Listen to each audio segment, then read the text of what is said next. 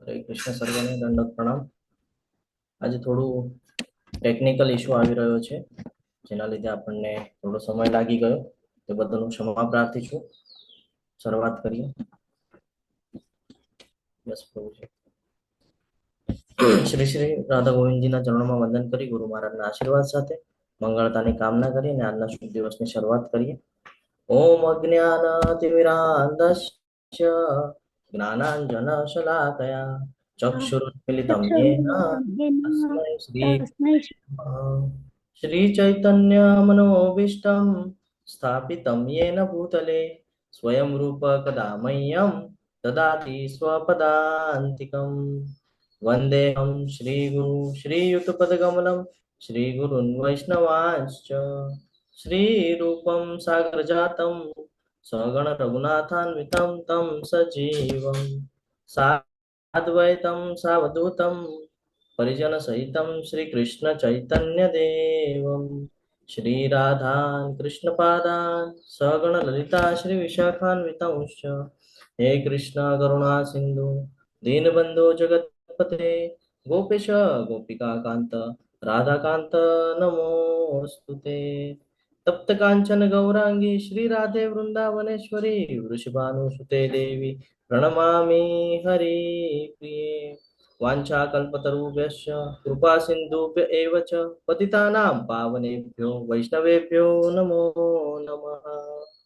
नमो ओम विष्णुपादाय कृष्णपृष्ठाय भूतले श्रीमते भक्तिवेदान्त स्वामिन् इति नामिने नमस्ते सारस्वते देवे गौरवाणी प्रचारिणे निर्विशेष शून्यवादी पाश्चात्य देशतारिणे जय श्री कृष्ण चैतन्य प्रभु नित्यानंद श्री अद्वैत गदाधर श्रीवासादि गौर भक्त वृंद हरे कृष्ण कृष्ण कृष्ण कृष्ण हरे कृष्ण हरे हरे हरे राम हरे राम राम हरे राम राम हरे राम राम राम हरे हरे हरे हरे हरे कृष्ण हरे सर्वने हरे प्रभु जी दंड प्रणाम। हरे तो कृष्ण प्रभु जी दत्त प्रणाम हरे दंडवत कृष्ण प्रणाम। हरे कृष्ण सर्वने हरे कृष्ण प्रभुजी दंडवत प्रणाम। हरे कृष्ण दंडवत प्रणाम। खूब સરસ એવો આજનો અધ્યાય છે વિભૂતિ યોગ પરમેશ્વરનું ઐશ્વર્ય કે ઘણા બધા લોકોને એવો પ્રશ્ન થાય ને કે કોઈ આપણને પૂછી લે કે ભાઈ તમે કૃષ્ણ માનો છો કે હા હરે કૃષ્ણ પ્રભુજી દંડ પ્રણામ. હરે કૃષ્ણ દંડવત પ્રણામ તો કે પ્રૂફ કેવી રીતે કરશો તો આજનો અધ્યાય સમજવો એની માટે જરૂરી છે પરંતુ આપણે ગઈકાલના અધ્યાયની થોડીક ચર્ચા કરી જઈએ તો શું જોઈ ગયા હતા આપણે ગઈકાલના અધ્યાયમાં હરે કૃષ્ણ બહુ મહત્વનો અધ્યાય હતો ને 9મો અધ્યાય આપણે એક્ઝેક્ટ સેન્ટર પોઈન્ટમાં હતા ભગવદ્ ગીતાના યસ ઉર્વી માતાજી કૃષ્ણ પ્રભુજી ગુહ્ય ગુહ્ય ગુહ્યતમ અને ગુહ્યતર અને ગુહ્યતર ગુહ્યતમ હા હું કોણ છું, ભગવાન કોણ છે અને આપણા ને ભગવાન વચ્ચે શું સંબંધ છે. હરી બોલ હજી શું જોઈ ગયા હતા ભગવાનને આપણે પત્ર, પુષ્પ, ફળ, પાણી બી અર્પણ કરીએ તો બી ભગવાન પ્રસન્ન થાય છે. હરે કૃષ્ણ પ્રભુજી ભગવાનને રોજ ભોગ ધરાવવો જોઈએ, ભગવાનની સેવા કરવી જોઈએ અને કઈ ના મળે તો માતાજીએ કીધું એમ ફૂલ ફળ પુષ્પ અને પાણી પણ ચડાવી ભગ- શકાય. ભગવાનને જ સેન્ટરમાં રાખવાના, આપણી આગળ રાખવાના. હરી બોલ ખૂબ સરસ તો ગઈકાલનો અધ્યાય બહુ મહત્વનો હતો જીવનમાં ઉતારવું પણ જરૂરી છે એ બધું શીખીને કે ભાઈ ભગવત પ્રાપ્તિ કરવાની ઘણા બધા લોકોની ઈચ્છા હોય કે ભાઈ ભગવત પ્રાપ્તિ કરવી છે પરંતુ ભગવાન શું સમજાવી રહ્યા છે આપણને ભગવદ્ ગીતામાં એ સમજવું ખૂબ જરૂરી છે ને ઘણા બધાને એવું થાય કે ભાઈ ભગવાન જ બધું આપણને આપે છે તો ભગવાનને આપવાની શું જરૂરત છે તો ભગવાન ભાવના ભૂખ્યા છે આપણે ગઈકાલે ચર્ચા કરી હતી યસ તૃપ્તિ ઓજા માતાજી કઈ ઉમેરવું છે તમારે એટલે 34માં શ્લોક મેઇન હતો ને કે મને જ તું ભજ એમ, બીજા બધા એને નહીં પડતું, મને જ ભજ એમ. લાસ્ટ શ્લોક યસ 34. યસ યસ તો છેલ્લા શ્લોકમાં એવું ભગવાન એ જ કહે છે કે ભાઈ તને કાંઈ ના સમજાય તો કાંઈ ચિંતા કરવાની જરૂરત નથી આનાથી પહેલા તે ઘણા બધા ખરાબ કર્મ કર્યા છે તો પણ વાંધો નહીં પરંતુ હવે જો તું આ ભક્તિ માર્ગમાં લાગી જઈશ, જો તું મારું સ્મરણ કરીશ, મારો ભક્ત બનીશ, મારા શરણમાં રહીશ તો તારો ઉદ્ધાર નિશ્ચિત છે. એટલે આપણે પણ એ ધ્યાનમાં રાખવાનું છે કે આપણું અડધું જીવન વ્યતીત થઈ ગયું છે ને અડધું જીવન બાકી છે તો જે વ્યતીત થઈ ગયું છે જેટલું જીવન આપણું વ્યતીત થઈ ગયું છે એટલા આપણે જે કાંઈ પણ કર્મ કર્યા છે એના સિદ્ધાંતો લાગુ થશે પરંતુ જો હવે આપણે ભગવાનની શરણમાં આવી જશું તો ભગવાન કે છે તો એમાંથી તું બચી જઈશ. હજી શું કીધેલું ખબર છે ભગવાને કીધેલું કે તારી પાસે જે છે એનું રક્ષણ પણ કરીશ અને તારી ઈચ્છાઓની પૂર્તિ પણ કરીશ. તો અને ઘોષણા પણ કરાવી દીધેલી. કોની પાસે કરાવી દીધી? તો કે અર્જુનજી પાસે ઘોષણા કરાવી દીધેલી. આપણે આ બધી ચર્ચા કરી ચૂક્યા છીએ. હવે આપણે આગળ વધીએ છીએ એક સ્ટેજ. જો જેમ જેમ આગળ વધીએ છીએ ને એમ જ્ઞાન બધું ઊંડું થતું જાય છે. હવે આવ્યા વિભૂતિ યોગમાં. હવે અહીંયા આપણને ભગવાન યાદ અપાવશે કે ભાઈ તારે કનેક્ટિવિટી બનાવવાની ઈચ્છા છે ને મારી સાથે, તો કેવી રીતે બનાવી શકે છે? યસ પ્રભુજી, નેક્સ્ટ કરજો. તો અધ્યાયની ઝાંખી જોઈએ તો કૃષ્ણ અજાણ્યા છે અને બધાના સ્ત્રોત છે. એ તો આપણે પહેલા પણ સમજાશે, પણ આજે વિસ્તૃતમાં આપણને સમજાવશે. શુદ્ધ ભક્તિ ભગવદ્ ગીતાનો સાર, ચતુશ્લોકી ગીતા જેને આપણે કહીએ છીએ, એ અહીંયા આપણને જોવા મળશે. અર્જુન કૃષ્ણનું સર્વોચ્ચ પદ સ્વીકારે છે. અર્જુનજી એક્સેપ્ટ કરશે કે જે તમે મને કહી રહ્યા છો એ મને જે ઋષિઓ છે એમના દ્વારા પણ જ્ઞાન પ્રાપ્ત થયું છે. અને છેલ્લે ભગવાન એમની જે વિભૂતિઓ છે એનું વર્ણન કરશે. એટલે આપણને ખબર પડશે કે ભાઈ કૃષ્ણને ભગવાન શા માટે કીધેલા છે ને એ આપણને ખબર પડે. યસ પ્રભુજી, નેક્સ્ટ કરજો શ્લોક પહેલો. યસ, શ્રી ભગવાન વાચ. હવે અહીંયા ભગવાન શું કહે છે આપણે જોઈએ. ભૂય એવ મહાબાહો શૃણુ મે પરમં વચઃ યત્તેહં પ્રિયમાણાય વક્ષ્યામિ હિત કામ્યયા. પૂર્ણ પુરુષોત્તમ પરમેશ્વર બોલ્યા, હે મહાબાહુ અર્જુન, વળી સાંભળ, તું મારો પ્રિય સખા છે, તેથી હું તારા હિતાર્થે એવું જ્ઞાન પ્રદાન કરીશ કે જે મેં અગાઉ સમજાવ્યા જ્ઞાનથી શ્રેષ્ઠ હશે. જેમ જેમ આગળ વધીએ છીએ એમ એક એક પગલું આગળ વધીએ છીએ આપણે જ્ઞાનમાં. હવે ભગવાન કહે છે હવે તે એક્સેપ્ટ કર્યું ને, બાકીની બધી બાબતો સમજાઈ ગઈ આપણને કે આપણે ક્યાં છીએ, ભગવાન ક્યાં છે, આપણો અને ભગવાન વચ્ચેનો સંબંધ શું છે, આપણે શું કરવું જોઈએ, કેવી રીતે કરવું જોઈએ. હવે આટલું ક્લિયર થઈ ગયું. હવે ભગવાન એનાથી આગળનું જ્ઞાન આપે છે. ક્યારે આપે છે? કે છે તું મારો પ્રિય સખા છે. જ્યારે આપણને ભગવાનમાં શ્રદ્ધા હોય, ભગવાનમાં વિશ્વાસ હોય તો જ આપણને આ જ્ઞાન સમજાય. અથવા તો પછી આપણે સમજવાનો પ્રયત્ન કરીએ તો બધું ઉપરથી જાય. ઘણા બધા લોકો કહે ને કે પ્રભુ નથી સમજાઈ રહ્યું. કેમ? શ્રદ્ધા નથી. શ્રદ્ધા હોય તો જ સમજાય શું છે શું નહીં. ગઈકાલે આપણે ચર્ચા પણ કરતા હતા કે જો માનશો તો ભગવાન બતાડે છે કે હું છું. અને આપણે ક્લાસના અંતે એક્ઝામ્પલ પણ લીધા હતા જે ઘટનાઓ ઘટિત થઈ આપણી સાથે બધા સાથે એમાં. બરાબર ને? યસ પ્રભુજી, નેક્સ્ટ. અહીંયા એક સિનેરિયો છે જે આપણે લાસ્ટમાં ચર્ચા કરશું. ન મે વિદુ સુરગણા પ્રભવમ ન મહર્ષય અહમાદિ દેવાનામ મહર્ષિણામ ચ સર્વશ. ભગવાન હવે એ બતાડે છે. પેલા આપણને ગોલોક વૃંદાવનની ચર્ચા થઈ ગઈ, હવે ભૌતિક જગતની ચર્ચા થઈ રહી છે. તો ભૌતિક જગતમાં બધું બતાડે છે હવે આપણને કે આપણે એક જ જગ્યા ઉપર, એક જ સ્થાન ઉપર રહીને આખા બ્રહ્માંડનું નિર્માણ કેવી રીતે થયું છે, કેવી રીતે સમજવાનું છે, એ ભગવાન હવે અહીંયા આપણને ક્લિયર કરે છે. તો કે મારી ઉત્પત્તિ કે ઐશ્વર્યને ન તો દેવગણ જાણે છે અને ન તો મહર્ષિઓ જાણે છે, કારણ કે હું જ સર્વથા દેવો તથા મહર્ષિઓનો સ્ત્રોત છું. ભગવાને એમ શું કામ કીધું છે કે દેવોને એ લોકો નથી જાણતા ભગવાનની ઉત્પત્તિ અને ઐશ્વર્યને? હરે કૃષ્ણ. એક નાનું એવું રીઝન છે એનું. યસ દીદી, આશર માતાજી બોલો. હરે કૃષ્ણ પ્રભુજી. હરે કૃષ્ણ. એવું કહેવાય છે ને કે દેવતાઓ પણ લલાયિત હોય છે કે પૃથ્વી ઉપર એને મનુષ્ય દેહ મળે, કારણ કે અહીંયા જ એક એવો ચાન્સ છે મનુષ્ય દેહમાં કે આપણે અપલિફમેન્ટ કરી શકીએ. મતલબ ઓલું નરસિંહ મહેતાનું એક ભજન બી છે ને કે ભૂતલ ભક્તિ પદાર્થ મોટું બ્રહ્મલોકમાં નાહી રહે. એટલે બ્રહ્મલોકમાં બી આટલું ઇઝીલી નથી ભગવાનને મેળવવાનું જે મનુષ્ય દેહમાં ભૂલોક ઉપર શક્ય છે. હરે કૃષ્ણ. તો આપણે અહીંયા સમજવું પડશે કે આ જે કાંઈ પણ અહીંયા ઉલ્લેખ થઈ રહ્યો છે ને કે દેવગણ અથવા તો મહર્ષિઓ, આ લોકોનું પણ એક લોક છે. દેવનું દેવલોક છે, મહર્ષિઓની માટે પણ એક લોક છે. તો આ બધું જયારે આપણે જોઈએ તો આપણને એક વાત સમજમાં આવે કે આ બધું ભૌતિક જગતમાં જ છે ને. બ્રહ્માજીએ શરૂઆત કરેલી છે તો બ્રહ્માજીને આયુ નિશ્ચિત છે. બ્રહ્માજીને પણ અહંકાર આવી ગયો તો બ્રહ્માજીને લાગ્યું કે હું જ સર્જન કરતા છું. તો ભગવાને પછી એમને બતાડ્યું હતું કે ભાઈ તમે ખાલી એક બ્રહ્માંડ પૂરતા મર્યાદિત છો, અહીંયા ઘણા બધા બ્રહ્માંડના અલગ અલગ બ્રહ્માજી છે.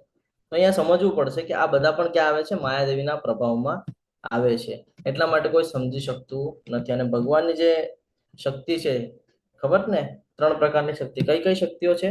ગઈકાલે આપણે ચર્ચા કરી હતી. અરે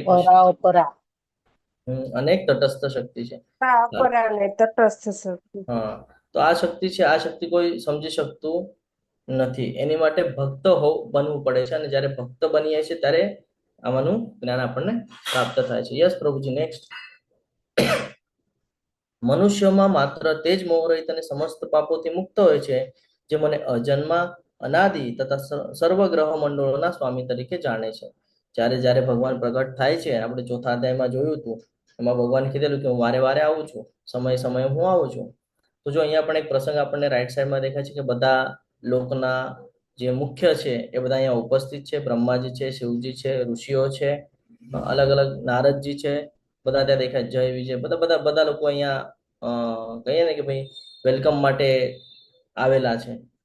ભગવાન પ્રગટ થવાના છે તો વેલકમ કરવા માટે બધા આવેલા છે. તો મનુષ્યમાં એ જ મોહરહિત અને સમસ્ત પાપોથી મુક્ત હોય છે જે ભગવાનને જાણે છે. કારણ કે જો ભગવાનને જાણશું તો આપણને ખબર પડશે કે આપણે કોણ છીએ, બરાબર ને? જેમ આપણે આપણા ફેમિલીની અંદર આપણા દાદા હોય, આપણા પિતા હોય, એને જાણતા હોય તો ખબર પડે કે ભાઈ આપણું કર્તવ્ય શું છે, આપણે કોણ છીએ. અત્યારે તો આપણે એક એક્ઝામ્પલ લઈએ ભૌતિક જગતનું, તો અત્યારે આપણે જોઈએ છીએ કે ભાઈ કુળ કયું કેવી રીતે ચાલે છે, તો કે બ્રાહ્મણ હોય તો એનો પુત્ર બ્રાહ્મણ, તો ખબર કેમ પડે બ્રાહ્મણ છે? ઉપર કોક છે ત્યારે ખબર પડે છે કે આપણે બ્રાહ્મણ છે ને? એવી જ રીતે અહીંયા પણ છે. જો આપણે એવું સમજશું કે ભગવાન છે તો આપણે સમજી શકશું, તો આપણે મોહમાંથી નીકળી શકશું. અને જો આપણે એમ કહીશું કે એવું કાંઈ હોતું નથી, તો એ અજ્ઞાનતા છે અને એ મોહમાં હંમેશા ફસાઈને રહે છે. તો આ જ સિચ્યુએશન આપણે સમજવાની છે. અહીંયા રાઈટ સાઈડના પિક્ચરમાં જોઈ રહ્યા છીએ કે બધા જ લોકો ભગવાનના વેલકમ માટે આવીને ઉપસ્થિત છે. યસ, આગળ લો પ્રભુજી. નેક્સ્ટ સ્લાઇડ પ્રભુજી.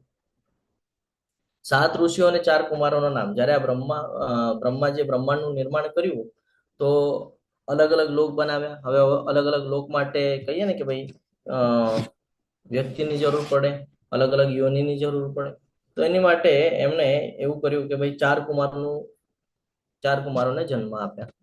હવે આ 4 કુમારો જે છે, ગ્રંથરાજ શ્રીમદ ભાગવતમમાં આવે છે. આ વિસ્તૃત કથા છે, પણ હું તમારી સાથે શોર્ટમાં શેર કરું છું કે આ 4 કુમારો છે એ લોકોએ ના પાડી દીધી કે અમને તો જે બાળ સ્વરૂપ છે એમાં જ અમને આનંદ છે, અમને કોઈ આગળના સ્ટ્રક્ચરમાં ઇન્ટરેસ્ટ નથી. એમણે ના પાડી દીધી એટલે એમણે 7 ઋષિઓનો જન્મ કર્યો અલગ અલગ. તો આ 7 ઋષિઓ કયા છે ખબર છે? હરે કૃષ્ણ. કોઈને ખબર છે? 4 કુમાર તો બધાને ખબર હશે, સનંદ કુમાર. 7 ઋષિઓ ખબર છે? આપણા પૂર્વજો છે, જે આપણે કહીએ છીએ ને કે ભાઈ આપણું ગોત્ર, કે આપણે કયા ઋષિના વંશજ છે, તો આ ઋષિઓ છે. યસ પ્રભુજી, સ્લાઇડ નેક્સ્ટ કરજો. જો અગસ્ત્ય, અત્રિ, વશિષ્ઠ, વિશ્વામિત્ર, ગૌતમ, જમગ્નિ અને ભારદ્વાજ, આ 7 ઋષિઓ છે જે કહે ને કે બ્રહ્માજીથી આગળનું જે સ્ટ્રક્ચર જે કાંઈ પણ બન્યું, જે અલગ અલગ યોનિઓ અથવા તો મનુષ્યગણ જે બધું થયું, આ બધું આના બેઝ પર થયું છે. એટલે આપણને કોઈ એમ કે ભાઈ એક સ્ફોટ થયો અને સૃષ્ટિનું નિર્માણ થયું, તો સ્ફોટ થાય તો વિનાશ થાય, નિર્માણ ના થાય, બરાબર છે? એટલે ગ્રંથરાજ શ્રીમદ ભાગવતમ આપણે વાંચવી જરૂરી છે. તમને બધાને લિંક કાલે પ્રોવાઈડ કરવામાં આવેલી હતી. કેટલા લોકોએ જોઈન કરેલું હતું? સવારે 7 વાગ્યાના જે ક્લાસ ચાલે છે. હરે કૃષ્ણ. કર્યું હતું કોઈએ જોઈન? હેન્ડ રેસ કરજો. ઓકે, હજી નથી કર્યું, જોઈન કરજો. કારણ કે ઓકે, ઉર્વી માતાજી, તૃપ્તિ માતાજી, ઓકે. તો જેણે નથી કર્યું ને એ જોઈન કરજો. જોઈન કરવાની પાછળનું રીઝન હું તમને સમજાવું છું કે ગ્રંથરાજ શ્રીમદ ભાગવતમ તમે સાંભળશો ને ત્યાંની ઘટના અને અહીંયા જે ભગવદ્ ગીતામાં જે શીખવાડવામાં આવે છે એ બે એકબીજા સાથે ઘણું બધું આપણે ચર્ચા કરી શકીએ એમ છે. હવે આ 7 ઋષિ વિશે આપણે જાણવું હોય તો ક્યાં જવું પડશે? ગ્રંથરાજ શ્રીમદ ભાગવતમમાં. 4 કુમારો વિશે જાણવું હોય તો ગ્રંથરાજ શ્રીમદ ભાગવતમમાં. એટલા માટે આ જરૂરી છે, બરાબર છે? તો 7 ઋષિઓ જેના આપણે વંશજ છીએ એનું નિર્માણ કરવામાં આવેલું હતું. યસ પ્રભુજી, નેક્સ્ટ. સપ્તર્ષિઓ તથા તેમની પૂર્વે 4 અન્ય મહર્ષિઓ તેમજ બધા મનુઓ માનવ જાતિના પૂર્વજો મારાથી ઉત્પન્ન થયેલા છે અને વિભિન્ન લોકમાં નિવાસ કરનાર સર્વ જીવો તેમનામાંથી આવે છે. કે છે ને અહીંયા ભગવાન કે આ બધા મારામાંથી ઉત્પન્ન થયા છે. હવે ભગવાન કે છે કે મારા મનથી ઉત્પન્ન થયા છે. આનો અર્થ શું? કે બ્રહ્માજી ખાલી નિમિત્ત માત્ર છે. બ્રહ્માજી શું છે? ખાલી નિમિત્ત માત્ર છે. બાકી થાય બધું ભગવાનની ઈચ્છાથી જ છે. કે છે ને અહીંયા ભગવાન મારા મનથી ઉત્પન્ન થયા છે અને વિભિન્ન લોકોમાં નિવાસ કરનારા સર્વ જીવો, જેટલા પણ જીવો આપણે નજરે ચડે છે, આ બધા જીવો એમનામાંથી આવે છે. એટલે જો આપણને કોઈ પૂછે કે તમારા પૂર્વજ, તો આપણે આપણું ગોત્ર એટલે કે આ જે સપ્તર્ષિઓ છે, 7 ઋષિઓમાંથી કોઈ એક ઋષિનું આપણે નામ કહીએ છીએ કે અમે આ ઋષિના વંશજ છીએ. ઓકે, યસ પ્રભુજી, નેક્સ્ટ. જો કોઈ ભગવાનના પવિત્ર નામનો જપ કરી શકે તો પછી કૃષ્ણની મહિમા જાણવાની શું જરૂર છે? શું લાગે છે તમને? હરે કૃષ્ણ. જો આપણે ભગવાનના પવિત્ર નામનો જપ કરીએ છીએ તો પછી ભગવાનનો મહિમા જાણીને શું કરી શકશું? શું થશે એનાથી? મહિમા જાણશું તો શું થશે? કૃષ્ણ બુક વાંચીએ, ભાગવતમ વાંચીએ અથવા તો ભગવદ્ ગીતા વાંચીએ, શું થાય છે? યસ રિદ્ધિ માતાજી બોલો. હરે કૃષ્ણ. હરે કૃષ્ણ પ્રભુજી. એટલે અત્યારે કળિયુગમાં ઘણા એવા પાખંડીઓ હશે, તો એ પોતાની જાતને ભગવાન સાબિત કરવા માંગશે તો આપણે એને કહી શકશું, આમાં આપણે જો જાણ્યું હશે તો કહી શકશું કે આટલું ઐશ્વર્ય ભગવાનનું હોય તો તમે બતાવો અમને ઐશ્વર્ય. એટલે પાખંડીઓથી બચવા માટે છે. હરે કૃષ્ણ. યસ, પાખંડીઓથી બચવા માટે પણ. યસ આરતી માતાજી બોલો. હરે કૃષ્ણ. હરે કૃષ્ણ પ્રભુજી, ભગવાનનો મહિમા જાણવાથી આપણે સતત એનું સ્મરણ કરી શકીએ. હરી બોલો. આ સમજવું જરૂરી છે કે આપણને ભગવાન યાદ ક્યારે આવે? તમે કહેશો પ્રભુજી દુઃખી થઈએ ને ત્યારે યાદ આવીએ. એ તો સાચું છે, દુઃખી થઈએ ત્યારે. પણ જો આપણે ભગવાને આપણને શું કીધું સ્ટાર્ટિંગમાં કે હું તને હવે એવું જ્ઞાન આપું છું કે જેને જાણીને તું મારી સાથે સંકળાઈ શકે છે. તો હવે એ જાણવું જરૂરી છે ને કે આપણે કેવી રીતે ઓળખવાનું છે કે કેવી રીતે ભગવાન કણ કણમાં છે. તો ભગવાનને જો આપણે એમનો જો મહિમા જાણશું તો એ મહિમા જાણ્યા પછી આપણે સવારે ઉઠશું તો ખબર પડશે. પાણીની વાત કરશું તો હમણાં ભગવાન કહેશે થોડીક વારમાં આપણને પાણીમાં તું કેવી રીતે મને ઓળખી શકે છે. સૂર્યનારાયણને જોશું તો ભગવાન કહેશે તું મને કેવી રીતે યાદ કરી શકે છે. ઇવન આપણે કોઈ પણ કર્મ કરવા જઈએ છીએ, આપણે આજુબાજુમાં જે કાંઈ પણ એલિમેન્ટ્સ આપણને દેખાય છે, પૃથ્વી ઉપર જે કાંઈ પણ આપણને નજરે ચડે છે, ઉપરના ગ્રહ મંડળોથી લઈ લો, પૃથ્વી લઈ લો, એમાં ઝાડવા છે, ઝાડ લઈ લો, પર્વત લઈ લો, નદી લઈ લો, જે કાંઈ પણ છે ભગવાન બધું હમણાં ક્લિયર કરી દેશે કે તું ક્યાંય પણ ફરીશ ને તો તું મને યાદ કરી શકે છે. તું કયા પણ સિચ્યુએશનમાં હોઈશ ને તો તું મને યાદ કરી શકે છે. એટલા માટે હવે ભગવાન અહીંયા આપણને એમનો મહિમા કહે છે. યસ પ્રભુજી. નેક્સ્ટ. જે મનુષ્ય મારા ઐશ્વર્ય તથા યોગ વિશે ખરેખર દ્રઢ વિશ્વાસ ધરાવે છે તે મારી અનન્ય ભક્તિમાં સંલગ્ન થાય છે. આ વિશે લેશ માત્ર શંકા નથી. આપણે જાણશું તો આપણે હજી ભક્તિ કરી શકશું ને. નહીં તો આપણને એવું થાય કે ખાલી સવારે ઉઠવાનું, મંગળા આરતીમાં જોડાવાનું, જપા સેશનમાં જોડાવાનું, ક્લાસમાં જોડાવાનું, થઈ ગયું પૂરું. નહીં, આપણે ભૌતિક જગતની અંદર જ્યારે જીવન જીવીએ છીએ તો આપણે કન્ટિન્યુઅસ કોઈકને ને કોઈકના સંપર્કમાં આવીએ છીએ. હવે જેના સંપર્કમાં આવે છે સંગ એવો રંગ થાય ને, તો જેના સંપર્કમાં આવશે ભૌતિક જગત સાથે સંકળાયેલા છે તો એ આપણને પણ સંકળાવી નાખશે અને એનાથી આપણે જે કર્મ કરશું એ પાછા આપણને બંધનમાં બંધાવી દેશે. તો એની કરતા બચવા માટે આપણે શું કરવું પડશે? સતત આપણી જે બુદ્ધિ છે આને કહીએ ને કે ભાઈ એક્ટિવ રાખવી પડશે. તો આ એક્ટિવ રહે એની માટે આ અધ્યાય બહુ જરૂરી છે કે ખરેખર દ્રઢ વિશ્વાસ ધરાવીએ જો આપણે ભગવાનનો યોગ અને ઐશ્વર્ય સમજી જશું તો આપણે ભક્તિમાં સંલગ્ન થઈ શકશું, ભક્તિમાં સ્થિર થઈ શકશું. તો આપણે એવું કહીએ છીએ ને કે ઉઠીએ તો પણ કૃષ્ણ અને સૂઈએ તો પણ કૃષ્ણ. એ સ્થિતિ જો આપણે કરવી હોય આપણી તો એની માટે આ અધ્યાય ખૂબ બહુ મહત્વનો છે. અહીંયા ભગવાન કહે છે લેશ માત્ર શંકા નથી. આરામથી તું ભક્તિમાં આવી શકે છે. તું ખાલી આટલું જાણી લે અને આને તું યાદ રાખ તો પણ તું મારી ભક્તિ કરી શકે છે. યસ પ્રભુજી. નેક્સ્ટ. નેક્સ્ટ પ્રભુજી. ચતુશ્લોકી ગીતા. હવે ઘણા બધા લોકોને એવું થાય કે ભાઈ ભગવદ્ ગીતામાં તો 700 શ્લોક છે, 700 શ્લોક યાદ કેવી રીતે રાખવાના? તો ભગવાન શું કહેવા માંગે છે કેમ સમજવા? તો કાંઈ નહીં, આ 4 શ્લોક મહત્વના છે. કાંઈ યાદ રે ન રે, આ 4 શ્લોક પણ જો તમને યાદ રહી ગયા તો આખું ભગવદ્ ગીતા તમને સમજાઈ જાય. હવે આપણે જોઈએ એ 4 શ્લોક શું આપણને સમજાવે છે. યસ પ્રભુજી. અહમ સર્વસ્ય પ્રભવો મત સર્વ પ્રવર્તતે ઇતિ મત્વા ભજન્તે મામ બુધા ભાવ સમત્વિતા. હું સમસ્ત દિવ્ય તથા ભૌતિક વિશ્વનું કારણ છું. દરેક વસ્તુ મારામાંથી જ ઉદ્ભવે છે. જે બુદ્ધિમાન મનુષ્યો આ સારી રીતે જાણે છે તેઓ મારી પ્રેમમય ભક્તિમાં પરોવાય છે અને સર્વથા અંતકરણ પૂર્વક મને ભજે છે. કોણ ભગવાનની ભક્તિ કરી શકે છે? હરે કૃષ્ણ. ભગવાન અહીંયા કહે છે કે હું સમસ્ત દિવ્ય તથા ભૌતિક વિશ્વનું કારણ, જે આ જાણી લે છે. શું જાણી લે છે? કે ભગવાન સર્વ કારણોના કારણ છે. જેમ બ્રહ્માજી બ્રહ્મ સંહિતામાં કહે છે ઈશ્વર પરમ કૃષ્ણ સચ્ચિતાનંદ વિગ્રહ અનાદિર આદિર ગોવિંદમ સર્વ કારણ કારણ.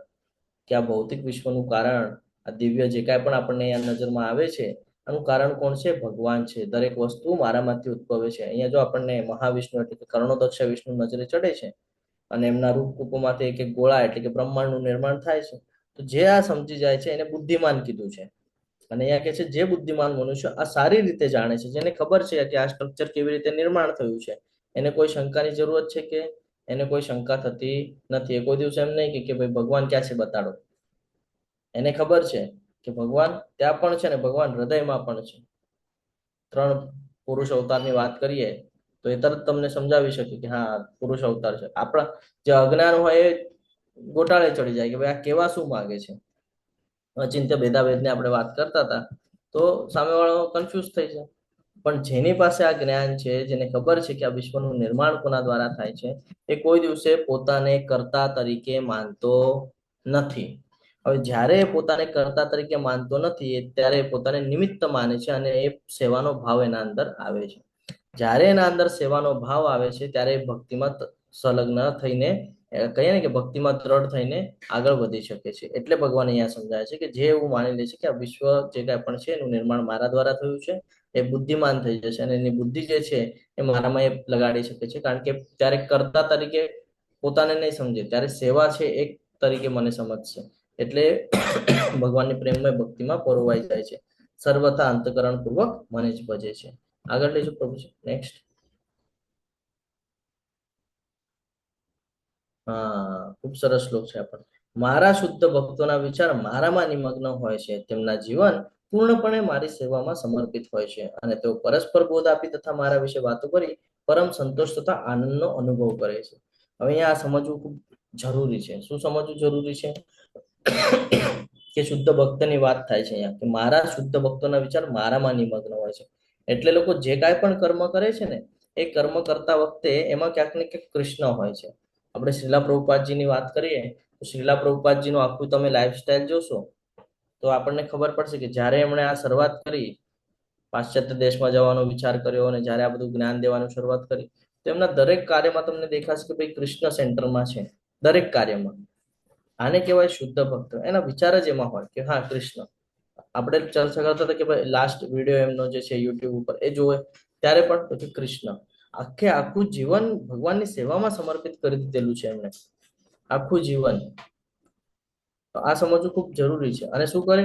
પરસ્પર બોધ આપી ભગવાનના વિશે વાતો કરીને પરમ સંતોષ અને આનંદનો અનુભવ કરશે. એક નાની એવી ચર્ચા આપણે કરીએ અને પછી આગળ વધશું. આપણે ભૌતિક જીવનમાં અલગ અલગ સંસાધનોનો ઉપભોગ કરીએ છીએ, બરાબર છે? સારું ખાઈએ છીએ, ફરવા જઈએ છીએ, દરેક બાબતો આપણે કરીએ છીએ. પણ જે ભક્ત છે ને એ પણ એવું જ કરે છે. જે ભૌતિક જગતમાં સામાન્ય મનુષ્ય જે કરે છે, જે એન્જોયમેન્ટ કરે છે, સેમ એન્જોયમેન્ટ ભક્ત પણ કરે છે.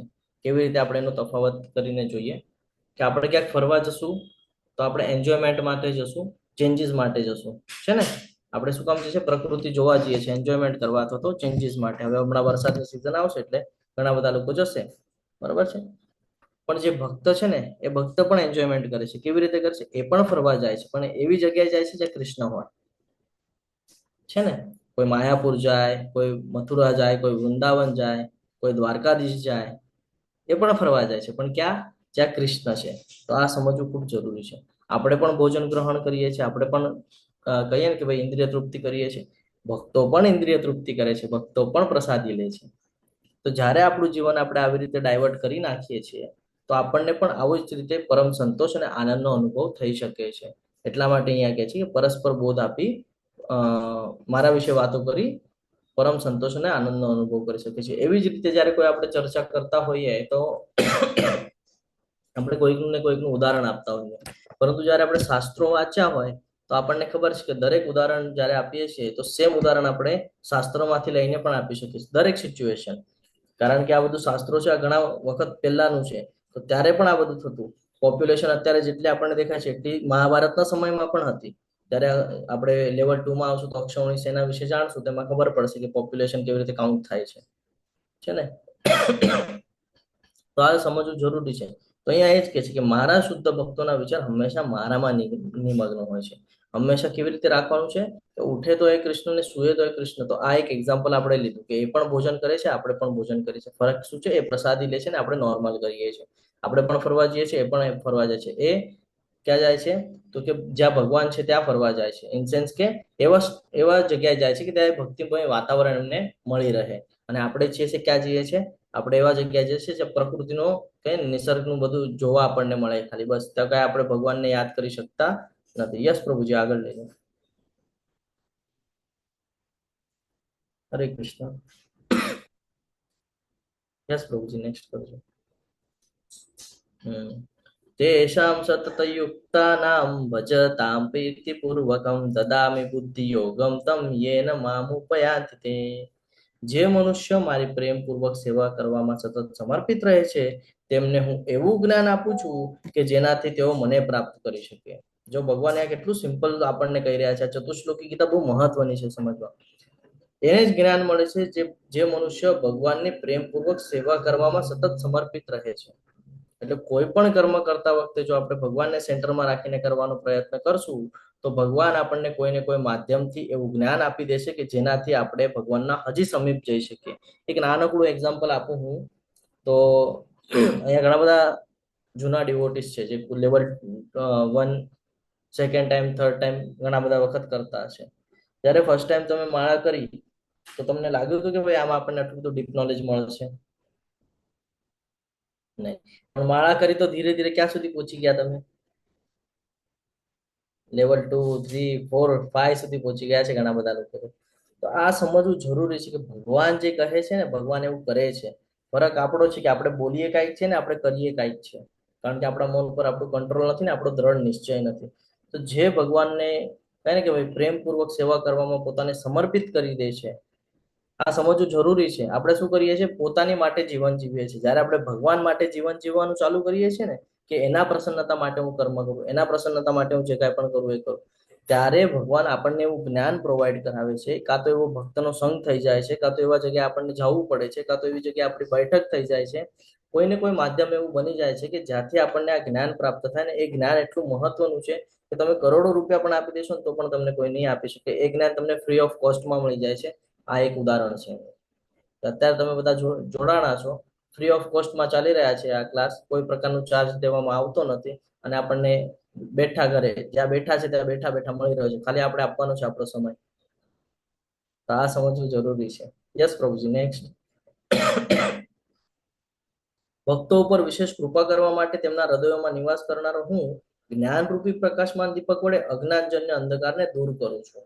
ભગવાન કહે છે જો અંધકારને દૂર કરવા માટે પ્રકાશની આવશ્યકતા હોય, એવી જ રીતે આપણે અંદર જે અજ્ઞાનતા છે એને દૂર કરવા માટે જ્ઞાનની આવશ્યકતા છે. જ્ઞાન આપણે કેટલું પણ લેશું, અહીંયા આપણે 10 વાર ભગવદ્ ગીતાના ક્લાસ કરી લેશું તો ઘણા બધા લોકોને એવું થાય કે પ્રભુજી હજી નથી પલ્લે પડતું, હજી નથી સમજાઈ રહ્યું, હજી નથી સમજાઈ રહ્યું. કેમ? કારણ કે ભગવાનમાં દ્રઢ વિશ્વાસ નથી. અને ઘણા બધા અહીંયા એવા પણ મળશે આપણને કે જે લોકોને કાંઈ ખબર નથી, વાંચતા લખતા આવડતું નથી, પરંતુ આપણે ખાલી ચર્ચા કરીએ છીએ તો એ લોકોને જ્ઞાન આવી જાય છે કે ભગવાન શું કરવા કહી રહ્યા છે ને. તો આ સમજવું ખૂબ જરૂરી છે. ભગવાન કોના ઉપર વિશેષ કૃપા કરે છે? ભક્તો ઉપર. તો આપણે કેટેગરી માટે પ્રયત્નશીલ રહેવું પડશે કે ભક્ત કહેવાય કોને? ભક્ત કહેવાય એને જેનું સંપૂર્ણ જીવન ભગવાનમાં સમર્પિત હોય. હવે તમે કહેશો કે ભાઈ અમે ભૌતિક જગત સાથે સંકળાયેલા છે અને તમે ભગવાનમાં સમર્પિત કરવાની વાત કરો છો, કેવી રીતે થઈ શકે? તો ભગવાન કહે છે તું જ્યાં છે ને ત્યાં જ રહે, તારે ત્યાંથી કોઈ સંન્યાસ લેવાની આવશ્યકતા નથી. તું તારું કર્તવ્ય કર્મ પણ કર, એ પણ તને કરવાની છૂટ છે. તારે પૈસા કમાવા છે તો પૈસા પણ કમાવ, પણ માધ્યમ મને રાખજે. કે તું અહીંયા કમાવે છે તો મારા પ્રસન્નતા માટે કમાવે છે, તું કઈ કરી રહ્યો છે તો સેવાના ભાવથી કરી રહ્યો છે. આ પ્રમાણેની જો વૃત્તિ રાખીશ તો હું તારા પર વિશેષ કૃપા કરીશ અને તારા હૃદયમાં હું બેસીને બધું જોઉં છું. આપણે કહીએ ને કે ક્યાં કોઈ જોવે છે, ચલો ને આજે એક માળા ઓછી તો ઓછી 16 લખી દઈએ, ક્યાં કોઈ જોવા આવવાનું છે? કાં તો કોઈ એવું હોય, કોઈ 4 નિયમમાંથી કોઈ નિયમ બ્રેક થઈ ગયો, બરાબર, તો કોઈ દિવસે કે નહીં ગુરુને, જે દીક્ષિત છે એની વાત કરું છું, એ લોકો કોઈ દિવસે કે નહીં ફોન કરીને કે પ્રભુજી મારાથી આ ભૂલ થઈ ગઈ કરીને. કીધું છે આજ સુધી કોઈએ? ભૂલ તો બધાથી થઈ હશે, પણ કોઈએ કીધું નહીં હોય કે મારાથી આ ભૂલ થઈ. તો આ સમજવું ખૂબ જરૂરી છે. આપણને એમ લાગે ક્યાં કોઈ જોવે છે, નિયમ તોડીએ છીએ, ક્યાં કોઈ જોવે છે? ભગવાન હૃદયમાં બેઠા છે ને ભગવાન બધું નિહાળી રહ્યા છે. અને ભગવાન જ છે જે આપણને યાદ અપાવે છે ને ભૂલાવે છે. આ જે જ્ઞાન આપણને મળે છે ભગવાન દ્વારા જ મળે છે. રાઈટ સાઈડમાં ઘણી બધી કથાઓ છે. એક નાનકડો આપણે પ્રસંગ લઈએ તો પરીક્ષિત મહારાજ અને સુખદેવ ગોસ્વામી જ્યારે ખબર પડી કે ભાઈ 7 દિવસમાં સર્પદંશથી મૃત્યુ થશે, આપણને ખબર પડે 7 દિવસમાં આપણું મૃત્યુ છે, આપણે શું કરીએ? તરત ઇન્દ્રિયોને તૃપ્ત કરવાની પાછળ લાગી જઈએ. ખૂબ સરસ ખાવું છે મારે, ખૂબ એન્જોય કરવો છે, હા, બધાને મળી લઈએ ફટાફટ ફટાફટ આપણે આ કરીએ. તો અહીંયા જોઈએ તો શું કર્યું એમણે? તરત નીકળી ગયા જંગલમાં. શું કામ? તો કે ભાઈ જ્ઞાન લેવા માટે. ચેટ બોક્સની અંદર એટેન્ડન્સ લિંક આવેલી છે, તમને બધાને વિનંતી છે કે તમે ભરી દેજો. તો નીકળી ગયા જ્ઞાન લેવા માટે કે ભાઈ હવે જે કાંઈ પણ 7 દિવસ મારી આગળ બચ્યા છે, આમાં હું કેવી રીતે મારો ઉદ્ધાર કરી શકું, કેવી રીતે હું જ્ઞાન અર્જિત કરી શકું. નીકળી ગયા. તો આ સમજવું જરૂરી છે કે આપણે ભૌતિક જગત સાથે અટેચમેન્ટ રાખવા કરતા ભગવાન સાથેનું અટેચમેન્ટ આપણને વધારે વ્યાજબી છે. કારણ કે ભૌતિક જગતનું અટેચમેન્ટ પાછું અહીંયા લઈ આવશે અને ભગવાન સાથેનું અટેચમેન્ટ આપણને આગળ લઈ જશે. એટલે આ બહુ મહત્વનું છે. યસ પ્રભુજી, નેક્સ્ટ. હવે અર્જુનજી અહીંયા કહે છે કે આપ જ પૂર્ણ પુરુષોત્તમ પરમેશ્વર છો. હવે એક્સેપ્ટ કરે છે અર્જુનજી. અત્યાર સુધી કાંઈ એક્સેપ્ટ કર્યું હતું કે આવી રીતે નહીં? હવે અર્જુનજી એક્સેપ્ટ કરે છે. શું કહે છે સાંભળજો. અર્જુનજી કહી રહ્યા છે કે આપ પૂર્ણ પુરુષોત્તમ પરમેશ્વર છો, આપ પરમ ધામ, પરમ પવિત્ર, પરમ સત્ય છો, આપ સનાતન, દિવ્ય, આદિ પુરુષ, અજન્મ તથા મહંતમ છો. નારદજી, આશિષજી, દેવલજી તથા વ્યાસ જેવા સર્વ ઋષિઓ આપના વિશે આ સત્યનું સમર્થન કરે છે અને હવે આપ સ્વયં પણ મને તે જ કહી રહ્યા છો. આવું આપણી સાથે થાય ને, કોઈ એક વ્યક્તિ આવીને આપણને કોઈ વસ્તુ સમજાવી જાય અને બીજું આવીને પણ આપણને એ જ વસ્તુ સમજાવે તો આપણે કહીએ કે હમણાં તો આ મને કહીને ગયા અને હવે તમે પણ મને એ જ કહી રહ્યા છો. સેમ સિચ્યુએશન એની સાથે થાય છે. ત્યારે અર્જુનજી કહેતા હતા ને ભગવાને કે આપણે તો સમકાલીન છીએ, તો હું કેવી રીતે માનું? તો હવે અહીંયા કહી રહ્યા છે કે જે આ બધા ઋષિઓ છે, જે મહર્ષિઓ છે, આ બધાએ પણ મને આ જ જ્ઞાન આપ્યું જે તમે અત્યારે મને આપી રહ્યા છો. એટલે હવે ક્યાંક એમને વિશ્વાસ દ્રઢ થઈ રહ્યો છે અર્જુનજીનો. યસ પ્રભુજી, નેક્સ્ટ. હવે અહીંયા ખૂબ સરસ રીતે કહેશે કે હવે વિશ્વાસ થઈ ગયો, હવે ભગવાનની પાસે ઈચ્છાઓ વ્યક્ત કરશે કે મારે જાણવું છે. તો જુઓ હવે કેવી રીતે કહેશે ભગવાન. હે કૃષ્ણ, આપે મને જે બધું કહ્યું છે તેને હું સર્વથા સાચું માની સ્વીકારું છું. હે પ્રભુ, ન તો દેવો કે ન તો દાનવો આપના સ્વરૂપને જાણવા સમર્થ છે. હે પુરુષોત્તમ, હે સર્વના ઉદ્ભવ સ્થાન, હે સમસ્ત જીવોના સ્વામી, હે દેવોના દેવ, હે વિશ્વના સ્વામી, એકમાત્ર આપ જ પોતાની અંતરંગ શક્તિથી પોતાને જાણો છો. આપણે જે 3 શક્તિની વાત કરતા હતા એમાંની એક શક્તિની અહીંયા ચર્ચા થઈ રહી છે. તો અર્જુનજી અહીંયા સ્વીકારે છે કે તમે જે કાંઈ પણ મને કહી રહ્યા છો એને હું માનું છું. આપણને એવું થાય ને, જ્યારે નાના હતા તો આપણને શીખવાડવામાં આવતું કે આ 2 + 2 4 થાય, બરાબર? આપણે એક્સેપ્ટ કરતા કે નહીં? પણ આપણે સ્કૂલમાં ગયા, સ્કૂલમાં પણ આપણને એ જ શીખવાડ્યું કે 2 + 2 4 જ થાય. તો આપણે એક્સેપ્ટ કરવા માંડ્યા, હા બરાબર છે, 2 અને 2 4 જ થાય. કેમ? તો કે ટીચરે કીધેલું છે. તો સેમ સિચ્યુએશન છે. અર્જુનજીને ઓલરેડી પેલા ઋષિઓ દ્વારા સાંભળેલું હતું, પણ જ્યારે પરમ પુરુષ પુરુષોત્તમ પરમેશ્વર શ્રી કૃષ્ણના મુખેથી સાંભળે છે તો તરત એક્સેપ્ટ કરી લે છે કે જે તમે કહો છો અમે પેલા એક તો સાંભળેલું હતું, પણ હવે હું આ બધું સ્વીકારું છું. જુઓ, તમે ધ્યાનથી સમજવાનો પ્રયત્ન કરો. આપણી સાથેની સિચ્યુએશન પણ કંઈક આવી જ હોય છે. કોઈક આવીને આપણને સમજાવવા માંગતું હોય છે કે આમને આમ કરવાનું છે, આમને આમ કરવાનું છે, અને પછી જીવનમાં જે ઘટના ઘટિત થાય છે ને એવી જ રીતે થાય છે. પછી આપણને એમ થાય કે એનું સાંભળ્યું હોત તો સારું થાત. થાય ને ઘણા સમય માટે. એટલે હંમેશા ભગવાનનું શરણ રાખવું જરૂરી છે. કારણ કે ભગવાન આપણને હમણાં જ કહી ગયા કે હું એને એવું જ્ઞાન આપું છું કે જેનાથી મારા નજીક આવી શકે. એટલે આ સમજવું ખૂબ જરૂરી છે. તો અર્જુનજી પણ હવે અત્યારે એ જ સિચ્યુએશનમાં છે. અર્જુનજીએ પહેલા બધું સાંભળેલું હતું, પરંતુ જ્યારે ભગવાનના મુખેથી સાંભળ્યું તો એમણે બધું એક્સેપ્ટ કરવા માંડ્યા અને હવે એ શું કહી રહ્યા છે આપણે જોઈએ. હવે ઈચ્છા વ્યક્ત કરશે તો મને હવે ડિટેલ્સમાં બધું સમજાવો. યસ પ્રભુજી, નેક્સ્ટ. હે કૃષ્ણ, હે પરમ યોગી, હું કેવી રીતે આપનું સતત ચિંતન કરું અને કેવી રીતે આપને જાણી શકું? હે પૂર્ણ પુરુષોત્તમ પરમેશ્વર, આપનું સ્મરણ કયા કયા રૂપોમાં કરવામાં આવે છે? હે જનાર્દન, જનોનું અર્ધન કરનાર, એટલે જન સામાન્ય માણસ જે છે એનું રક્ષણ જે કરે ને એની વાત થાય છે. હે જનાર્દન, આપ કૃપા કરી ફરીથી આપના યોગ સામર્થ્ય તથા ઐશ્વર્યનું વિસ્તારથી વર્ણન કરો. હું આપના વિશે શ્રવણ કરવામાં ક્યારેય તૃપ્ત નથી થતો, કેમ કે જેમ હું આપના વિશે વધુ સાંભળું છું તેમ આપના શબ્દરૂપી અમૃતનું વધુને વધુ આસ્વાદન કરવા ઈચ્છું છું. ઘણા બધા લોકો હોય કે અલગ અલગ ક્લાસ ચાલતા, એક એક્ઝામ્પલ આપણે ભૌતિક જગતનું લઈએ. ઘણા બધા લોકો ઘણા બધા ક્લાસ ચાલતા હોય, પણ કોઈક અમુક જ એવા હોય કે ભાઈ એ લોકોને એવું ફિક્સ હોય કે ભાઈ આ પ્રભુજી અથવા માતાજી લેશે ને તો હું એ ક્લાસમાં જઈશ. કેમ?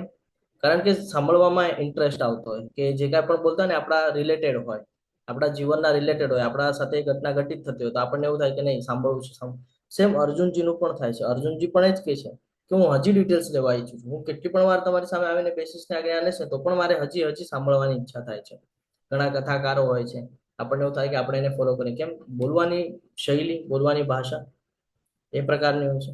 એવી જ રીતે અર્જુનજી પણ અહીંયા કહે છે કે મારે હજી જાણવું છે, હવે મારે આપણું સતત ચિંતન કરવું છે કે આપણે ઉઠીએ તો પણ કૃષ્ણ અને સૂઈએ તો પણ કૃષ્ણ, એવી રીતે કહી રહ્યા છે. મારે પણ પરમ યોગી કેવી રીતે આપનું સતત ચિંતન કરવું એ માટેનું જ્ઞાન મને જોઈએ છે, તો તમે મને આપો. કયા કયા એવા સ્વરૂપ છે તમારા, કયા કયા એવા રૂપ છે જેમાં હું તમને યાદ કરી શકું, મને જરા કહેજો ને. તો હવે ભગવાન અહીંયા કહે છે, યસ નેક્સ્ટ કરજો પ્રભુજી. જ્યારે તમે આ જુઓ છો, ઓકે ઓકે ઓકે, રેવા દે પ્રભુજી, વાંધો નહીં. હવે ખૂબ સરસ રીતે ભગવાન હવે એક જ્ઞાન આપશે. થોડું ફાસ્ટલી લેશું, આપણે પણ સમજવાનો પ્રયત્ન કરશું, કારણ કે આપણે થોડો સમયનું પણ મર્યાદા છે. પૂર્ણ પુરુષોત્તમ પરમેશ્વર બોલ્યા, હવે હું તને મારા ફક્ત, શું કહે છે ભગવાન, ફક્ત મુખ્ય મુખ્ય વૈભવયુક્ત રૂપોનું વર્ણન સંભળાવીશ, કારણ કે હે અર્જુન, મારું ઐશ્વર્ય તો અપાર છે. હવે આપણને ખાલી પૃથ્વી ખબર છે, પૃથ્વી પર કેટલા 84 લાખ યોનિઓ છે એટલું જ ખબર છે આપણને. બાકીના બધા લોક અલગ છે ને, પિતૃલોક, પછી પ્રેતલોક, ઉપર જઈએ તો બ્રહ્મલોક, ઇન્દ્રલોક, અલગ અલગ લોક, કેટલા બધા લોક છે, આપણે ચર્ચા કરી ગયા છે આ બધી. હવે બધી જગ્યાએ લોકો રહે છે. હવે ત્યાં જે કાંઈ પણ દેખાતું હશે એ પણ ભગવાનના દ્વારા નિર્માણ છે. પૃથ્વી પર જે દેખાય છે એ પણ ભગવાન દ્વારા નિર્માણ થયેલું છે. તો ભગવાન કહે છે હું બધું કહેવા બેસીશ ને તો તું કન્ફ્યુઝન થઈ જઈશ. તમને જો એમ કહેવામાં આવે કે તમે જે ઘરમાં અત્યારે રહ્યો છો, તમને કે તમારી આજુબાજુ જેટલી પણ વસ્તુ તમને દેખાય છે બધામાં કૃષ્ણ છે, તમે ગોટાળે ચડી જશો ને. કેમ ગોટાળે ચડી જશો ખબર છે? તમે સુવા જશો, રૂમમાં તમે સુવા જશો તો સામે કઈક વસ્તુ મૂકેલી, તમે કહેશો યાર અહીંયા પણ કૃષ્ણ છે, હું ભગવાનની સામે સુઈ ન શકું. આવી સિચ્યુએશન. એટલે ભગવાન આપણને મુખ્ય મુખ્ય કહે છે અહીંયા, મેન વૈભવયુક્ત જે રૂપો છે ને, ખાલી એ કહે છે. આટલું પણ જાણી લીધું તો પણ આપણે ભક્તિમાં સ્થિર થઈ શકાય છે, અને ભક્તિમાં જે મનુષ્ય સ્થિર થઈ જાય છે ભગવાન એને પોતાની નજીક લે છે. ઓકે, યસ પ્રભુજી, નેક્સ્ટ. અહીંયા બધા અવતારો બતાડેલા છે અલગ અલગ, કે ભગવાન કેવી રીતે આપણે સમજી શકીએ છીએ. શિવજી, હવે ઘણા બધાને લાગશે કે ભાઈ શિવજી છે તો કેવી રીતે, તો ગ્રંથરાજ શ્રીમદ ભાગવતમમાં કીધું છે વૈષ્ણવા નામ યથા શંભો કરીને, એટલે શિવજી છે એને પરમ વૈષ્ણવ કીધા છે. સૌથી કહીએ ને કે ભાઈ શુદ્ધ વૈષ્ણવોની કેટેગરીમાં તો શિવજી આવે છે. અને શિવજી કરે છે શું? ધ્યાનમાં બેઠા છે. ઘણા બધા લોકોને આ જ નથી ખબર કે શિવજી કરે છે શું, ધ્યાનમાં બેઠા છે. ભાગવતમ અને શિવ પુરાણ અથવા તો પછી પદ્મ પુરાણ વાંચે તો ખબર પડે. પદ્મ પુરાણ ની અંદર પાછા શિવજી એમ પણ કહે છે કે આરાધનમ સર્વેશમ વિષ્ણુ આરાધનમ પરમ, હું જો કોઈને આરાધના કરતો તો હું વિષ્ણુની આરાધના કરું છું. એટલે આ સમજવું આપણે જરૂરી છે. બ્રહ્માજી પણ બ્રહ્મ સંહિતામાં કહે છે ઈશ્વર પરમ કૃષ્ણ સચ્ચિદાનંદ વિગ્રહ અનાદિરાદિર ગોવિંદમ સર્વ કારણ કારણ તમહમ ભજામ્યહમ. ભગવાન કહે છે હું, બ્રહ્માજી કહે છે હું ભગવાનને જ ભજું છું. હવે કોઈ પણ દેવી દેવતાઓ લઈ લ્યો, જ્યારે જ્યારે એમને સમસ્યા થાય છે ક્યાં જતા દેખાય છે આપણને? એક મહાસાગરમાં. અને મહાસાગરમાં કોણ શયન કરે છે? વિષ્ણુજી. તો આ સમજવું ખૂબ જરૂરી છે. નેક્સ્ટ પ્રભુજી. હે અર્જુન, હું જીવ માત્રના હૃદયમાં સ્થિત પરમાત્મા છું. અહીંયાથી હવે જ્ઞાનની શરૂઆત થાય છે. આપણે થોડું ફાસ્ટમાં લઈશું, ધ્યાનથી સમજજો. અને જે જે જીવનમાં તમે કાર્ય કરો છો એમાં તમારે ભગવાનને હવે મૂકતું જવાનું છે, અને યાદ રાખવાનું છે. યાદ ન રહે તો નોટ ડાઉન કરતા જજો, કામ આવશે. હે અર્જુન, હું જીવ માત્રના હૃદયમાં સ્થિત પરમાત્મા છું. શરૂઆત કરી અર્જુનથી. જીવ માત્રના હૃદયમાં પરમાત્મા છું, શિરોદક્ષય વિષ્ણુ. શરૂઆત આપણાથી જ કરી છે. તું બારે ગોતવા કરતા તું અંદર ગોત. બ્રહ્માજી માટે પણ એવું જ થયું ને. બ્રહ્માજી બારે આવીને જોતા હતા કે ભાઈ મારો જન્મ શા માટે થયો છે, મારે શું કરવાનું છે, ખબર ન પડી. પછી અંદરથી ભગવાનનું સ્મરણ કર્યું, તપ કર્યું, ત્યારે અંદરથી જ્ઞાન મળ્યું, પ્રકાશ રૂપી જ્ઞાન મળ્યું. ભાઈ તમારે 14 લોકનું નિર્માણ કરવાનું છે, આ તમારી ડ્યુટી છે. તો એ જ અહીંયા ભગવાન કહે છે કે જીવ માત્રના હૃદયમાં સ્થિત પરમાત્મા હું છું. સમસ્ત જીવોનો આદિ મધ્ય તથા અંત છું. એટલે આપણું જે જીવન આપણે વ્યતીત કરીએ છીએ ને એ ભગવાનના દ્વારા થાય છે, આપણા દ્વારા અહીંયા થતું નથી. આપણે ખાલી નિમિત્ત માત્ર છીએ. એક હૃદયની, આપણે હૃદયની વાત કરી છે, હૃદયની એક વાત કરીએ. હૃદયનું કામ શું છે? બ્લડને શુદ્ધ કરવું. જે લોહી આવે છે એને શુદ્ધ કરવાનું કામ છે હૃદયનું. જે લોકો ડોક્ટર ફિલ્ડના છે એ લોકો કહે છે કે ભાઈ હાર્ટ જે છે એને જયારે ખોલવામાં આવે છે ને, આમ પ્રોપરલી ખોલી નાખે ને એને, તો એની અંદર કોઈ એવું એલિમેન્ટ્સ નથી મૂકેલું કે જેનાથી એ શુદ્ધ થાય. હાર્ટને પૂરું ઓપન કરી નાખો તમે તો આમ એક કપડા, આમ કહે ને કે કોલાની આમ ગોળ ગોળ આમ વીટેલું હોય સમજો, એને આમ ખોલી નાખે તો કેવું અંદર ખાલી હોય, એવી રીતે હાર્ટ જોવા મળે છે જ્યારે એને ઓપન કરે ત્યારે. મેં જોયું છે એટલે હું તમને કહું છું. તો એની અંદર મેં પૂછ્યું હતું પણ કે આની અંદર કોઈ એવું એલિમેન્ટ છે કે જે શુદ્ધ કરે છે? તો ડોક્ટર પોતે કહે છે કે ના, એની અંદર એવું કઈ મૂકેલું નથી, એવું કઈ ફિલ્ટર નથી મૂકેલું એની અંદર કે જેનાથી લોહી શુદ્ધ થાય. તો કેવી રીતે થાય છે શુદ્ધ? વિચાર કરવા જેવું છે ને. ભગવાન કહે છે હું હૃદયમાં બેઠો છું ને, એટલે તારે ચિંતા કરવાની કોઈ આવશ્યકતા નથી. સમસ્ત જીવોનો આદિ મધ્ય તથા અંત છું. યસ પ્રભુજી, નેક્સ્ટ. આદિત્યોમાં હું વિષ્ણુ છું. હવે આદિત્યોની વાત થાય છે. કેટલા આદિત્યો છે ખબર છે? 12 આદિત્ય છે પ્રભુજી. હરે હા, કૃષ્ણ. 12 આદિત્યો છે. તો કે આ આદિત્યોની અંદર જે વિષ્ણુ છે એ હું છું. જ્યોતિઓમાં હું તેજસ્વી સૂર્ય છું. સૂર્ય જેવું કઈ તેજસ્વી આપણને દેખાય છે પૃથ્વી પરથી? છે કઈ તેજસ્વી જે સૂર્ય કરતા વધારે તેજ ધરાવતું હોય? ના પ્રભુજી. તો ભગવાન કહે છે જ્યોતિઓની અંદર તેજસ્વી સૂર્ય હું છું. આ બધું યાદ રાખજો. સવારે ઉઠીને જેવા તમે આમ બારે દર્શન કરો સૂર્યદેવના, તરત જ ભગવાનનું સ્મરણ થવું જોઈએ કે હા કૃષ્ણ છે. મરુતોમાં હું મરીચી છું અને નક્ષત્રોમાં હું ચંદ્ર છું. નક્ષત્રની વાત કરે તો 28 નક્ષત્ર છે. એક અભિજીત નક્ષત્ર એટલે સૂર્યનું છે, અને 27 નક્ષત્ર. કે નક્ષત્રની અંદર ચંદ્ર હું છું, અને ચંદ્ર મનનો કારક છે. જ્યોતિષ શાસ્ત્રની અંદર સૂર્ય આત્માનો કારક છે અને ચંદ્ર મનનો કારક છે. એટલે ભગવાન અહીંયા પણ શું કહે છે આપણને ભગવદ્ ગીતામાં? મન પર નિયંત્રણ, મન પર નિયંત્રણ. તો ભગવાન કહે છે નક્ષત્રોમાં ચંદ્ર પણ હું જ છું. છે ને? આગળ વધીએ. હરે કૃષ્ણ. વેદોમાં હું સામવેદ છું. એમ તો બધા જ વેદ મહત્વના છે, પણ ભગવાન કહે સામવેદ હું છું. દેવોની અંદર સ્વર્ગનો રાજા ઇન્દ્ર હું છું. ઇન્દ્ર એટલે એક પદવી છે. આપણને એવું થાય કે ઇન્દ્ર એટલે કોણ? તો કે ઇન્દ્ર એટલે એક પદવી છે, બરાબર, જે દેવોના રાજા તરીકે રાજ્ય કરે છે. તો કે દેવોના અંદર સ્વર્ગના જે રાજા છે એ ઇન્દ્ર પણ હું જ છું. અને ઇન્દ્રિયોમાં હું મન છું. આવી ગયું. ચંદ્ર શેનો કારક છે? મનનો કારક છે. અહીંયા શું કે છે ભગવાન? ઇન્દ્રિયના અંદર હું મન છું. હવે ધ્યાનમાં રાખવાનું છે કે ભગવાન શું આપણને સમજાવી રહ્યા છે. હવે આપણું મન ક્યાં લાગવું જોઈએ? ભગવાનમાં. પણ આપણું મન ક્યાં લગાડીએ છીએ આપણે? ભૌતિક જગતમાં. તો જ્યારે ભગવાનથી આપણે દૂર જઈએ છીએ ત્યારે આપણું પતન થઈ જાય છે. આ હંમેશા ધ્યાનમાં રાખવાનું છે. તો ભગવાન કહે છે ઇન્દ્રિયના અંદર મન હું છું, તથા સમસ્ત જીવોમાં રહેલી પ્રાણ શક્તિ ચેતના હું જ છું. બોડીને ત્યાં સુધી જ વેલ્યુ છે જ્યાં સુધી અંદર ચેતના છે, આત્મા છે. આત્મા નીકળી જાય તો ચેતનાનો કયો ઉપયોગ થવાનો, પ્રાણ શક્તિનો કયો ઉપયોગ થવાનો નથી. એ અંદર હશે ત્યાં સુધી જ ઉપયોગ છે. અહીંયાથી નીકળી ગયા એટલે એને બીજું શરીર ગોતવું પડશે, અને બીજા શરીરમાં જયારે જશે ત્યારે વર્કઆઉટ કરી શકશે. બાકી આત્મા વર્કઆઉટ કરી શકવાની નથી. છે ને? આ સમજવું જરૂરી છે. આપણને રહેવું હોય તો 4 દિવાલનું એક ઘર બાંધવું પડે તો આપણે રહી શકીએ. એના વગર રહી શકીએ છીએ નહીં. તો એવી જ રીતે આત્મા માટે એનું ઘર છે, એની અંદર નિવાસ કરે છે. પણ તમે જયારે પણ જોશો, એક નાનકડું ઉદાહરણ હજી આપણે લઈએ. કોઈ પણ વ્યક્તિ પાણીમાં જયારે જમ્પ કરે છે, બરાબર, જયારે પાણીના અંદર ઠેકડો મારે તો એ ડૂબે છે. જોયું તમે? ડૂબી જાય છે. પરંતુ જયારે એનું મૃત્યુ થઈ જાય છે તો બોડી ઉપર તરતી થઈ જાય છે. તો વેલ્યુ કોને હતી? આત્માને. હજી એક ઉદાહરણ દઉં છું. તમારી સાથે સમજો આપ્ત સ્વકીય, જેના પર તમને ખૂબ વિશ્વાસ હોય, ખૂબ પ્રેમ હોય, ખૂબ સ્નેહના સંબંધ હોય, એ વ્યક્તિ તમારી સાથે આજ સુધી સારી વાત કરે છે અને આજ સાંજે સમજો એને દેહ ત્યાગ કરી નાખ્યો. તમે પોતે જે તમને પસંદ હતી એ વ્યક્તિ, બરાબર, થોડીક જ વારમાં તમે શું કહેશો કે ચલો હવે આ બોડીને લઈ જવાનું છે. નામ પૂરું થઈ જાય છે, આત્મા નીકળી જાય છે તો એ સીધું બોડી તરીકે ઉલ્લેખ થાય છે. એની પહેલા આપણે એને નામથી બોલાવતા હતા, પણ એ વિધિન કલાકની અંદર જેવું ખબર પડે કે દેહ ત્યાગ થઈ ગયો છે, એનું આખું નામું નિશાન 0 પર આવી જાય છે. તો આ સમજવું જરૂરી છે. વેલ્યુ શેની માટે છે? ચેતના છે, પ્રાણ શક્તિ છે, ત્યાર સુધી છે. અને આ પ્રાણ શક્તિ ભગવાન કે છે હું જ છું. એટલે અહીંયા પાછું આપણને સમજાય છે કે ભગવાન જે કહે છે મમે વાંચે જીવલોકે જીવભૂત સનાતન, આ એનો જવાબ અહીંયા ફરીથી ભગવાન આપણને આપે છે કે તમે બધા મારા સનાતન અંશો છો. એટલે એ પણ ભગવાન કે છે એ પણ બધું મારા દ્વારા જ છે. બાકી તું પોતાનું પ્રભુત્વ બતાડતો હોય કે ભાઈ હું કઈક છું, તો આ ધ્યાનમાં રાખજે, ભગવાન કે છે. યસ પ્રભુજી, નેક્સ્ટ. હું સર્વ રુદ્રોમાં શિવજી છું. રુદ્રોની વાત કરીએ તેમાં શિવજી હું છું. યક્ષો અને રાક્ષસોમાં ધનના પતિ કુબેર હું છું.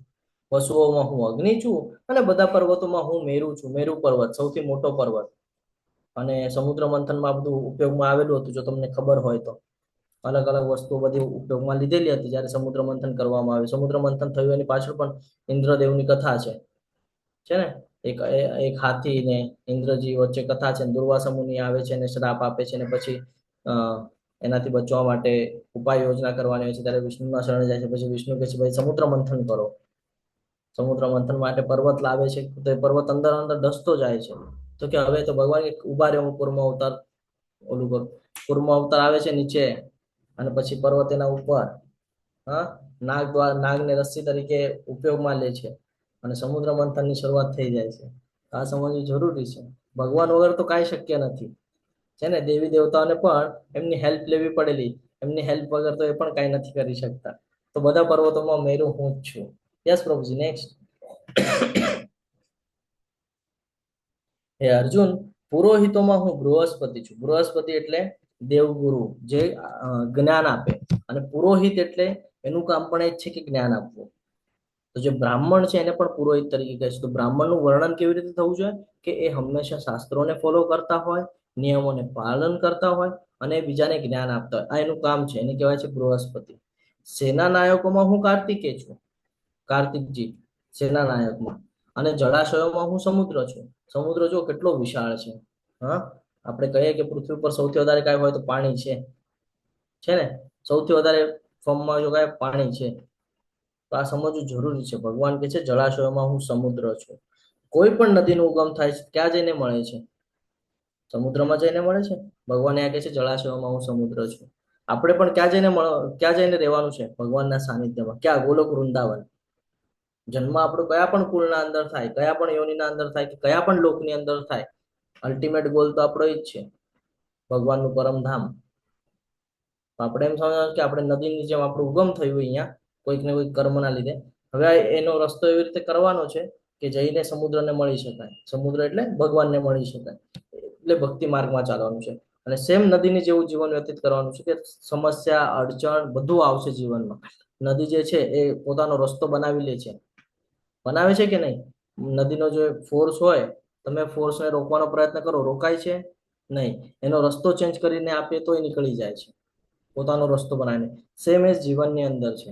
આપણા જીવનમાં પણ ઘણા બધા અવરોધો આવશે. આપણે એમાં કહીએ ને વિચલિત થવાનું નથી. આપણે પણ આપણા રસ્તા બનાવી ભક્તિ માર્ગમાં આપણે ધીરે ધીરે આગળ નીકળીને આપણે ગોલોક વૃંદાવન માટે પ્રયાસ કરવાનો છે. જેમ એક નદી સમુદ્રને મળે છે એવી રીતે એક જીવ પરમાત્માના ટચમાં જવો ખૂબ આવશ્યક છે. તો એનો ઉદ્ધાર થશે, બાકી એનો ઉદ્ધાર થવાનો નથી. યસ પ્રભુજી, નેક્સ્ટ. મહર્ષિઓમાં હું ભૃગુ છું. હમણાં જ આપણે ઋષિઓની વાત કરતા હતા. મહર્ષિ નામ ભૃગુરહમ. તો કે મહર્ષિઓમાં હું ભૃગુ છું. વાણીમાં દિવ્ય ઓમકાર છું. તમે કોઈ પણ જયારે મંત્ર બોલો, કોઈ પણ મંત્ર, વેદોનો કોઈ પણ મંત્ર, એનો શરૂઆત ઓમથી થાય છે. તમે ઘરે હવન પૂજા વિધિ પણ કરાવો તો શરૂઆત શું થાય? ઓમ વિષ્ણુર વિષ્ણુર વિષ્ણુર શ્રીમદ ભગવતો છે ને. શરૂઆત ઓમથી થાય. તમે ગાયત્રી મંત્ર બોલી લો, જેને અત્યારે બહુ મહત્વ વૈજ્ઞાનિકો આપવા માંડ્યા છે. આપણે તો પહેલેથી જ આપતા હતા શાસ્ત્રમાં.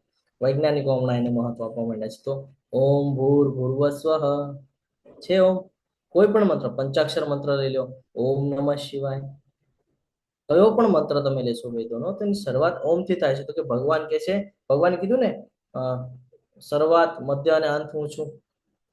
તો અહીંયા જોઈએ છે તો ઓમકાર, તો કે શરૂઆત ભગવાન કે છે હું જ છું.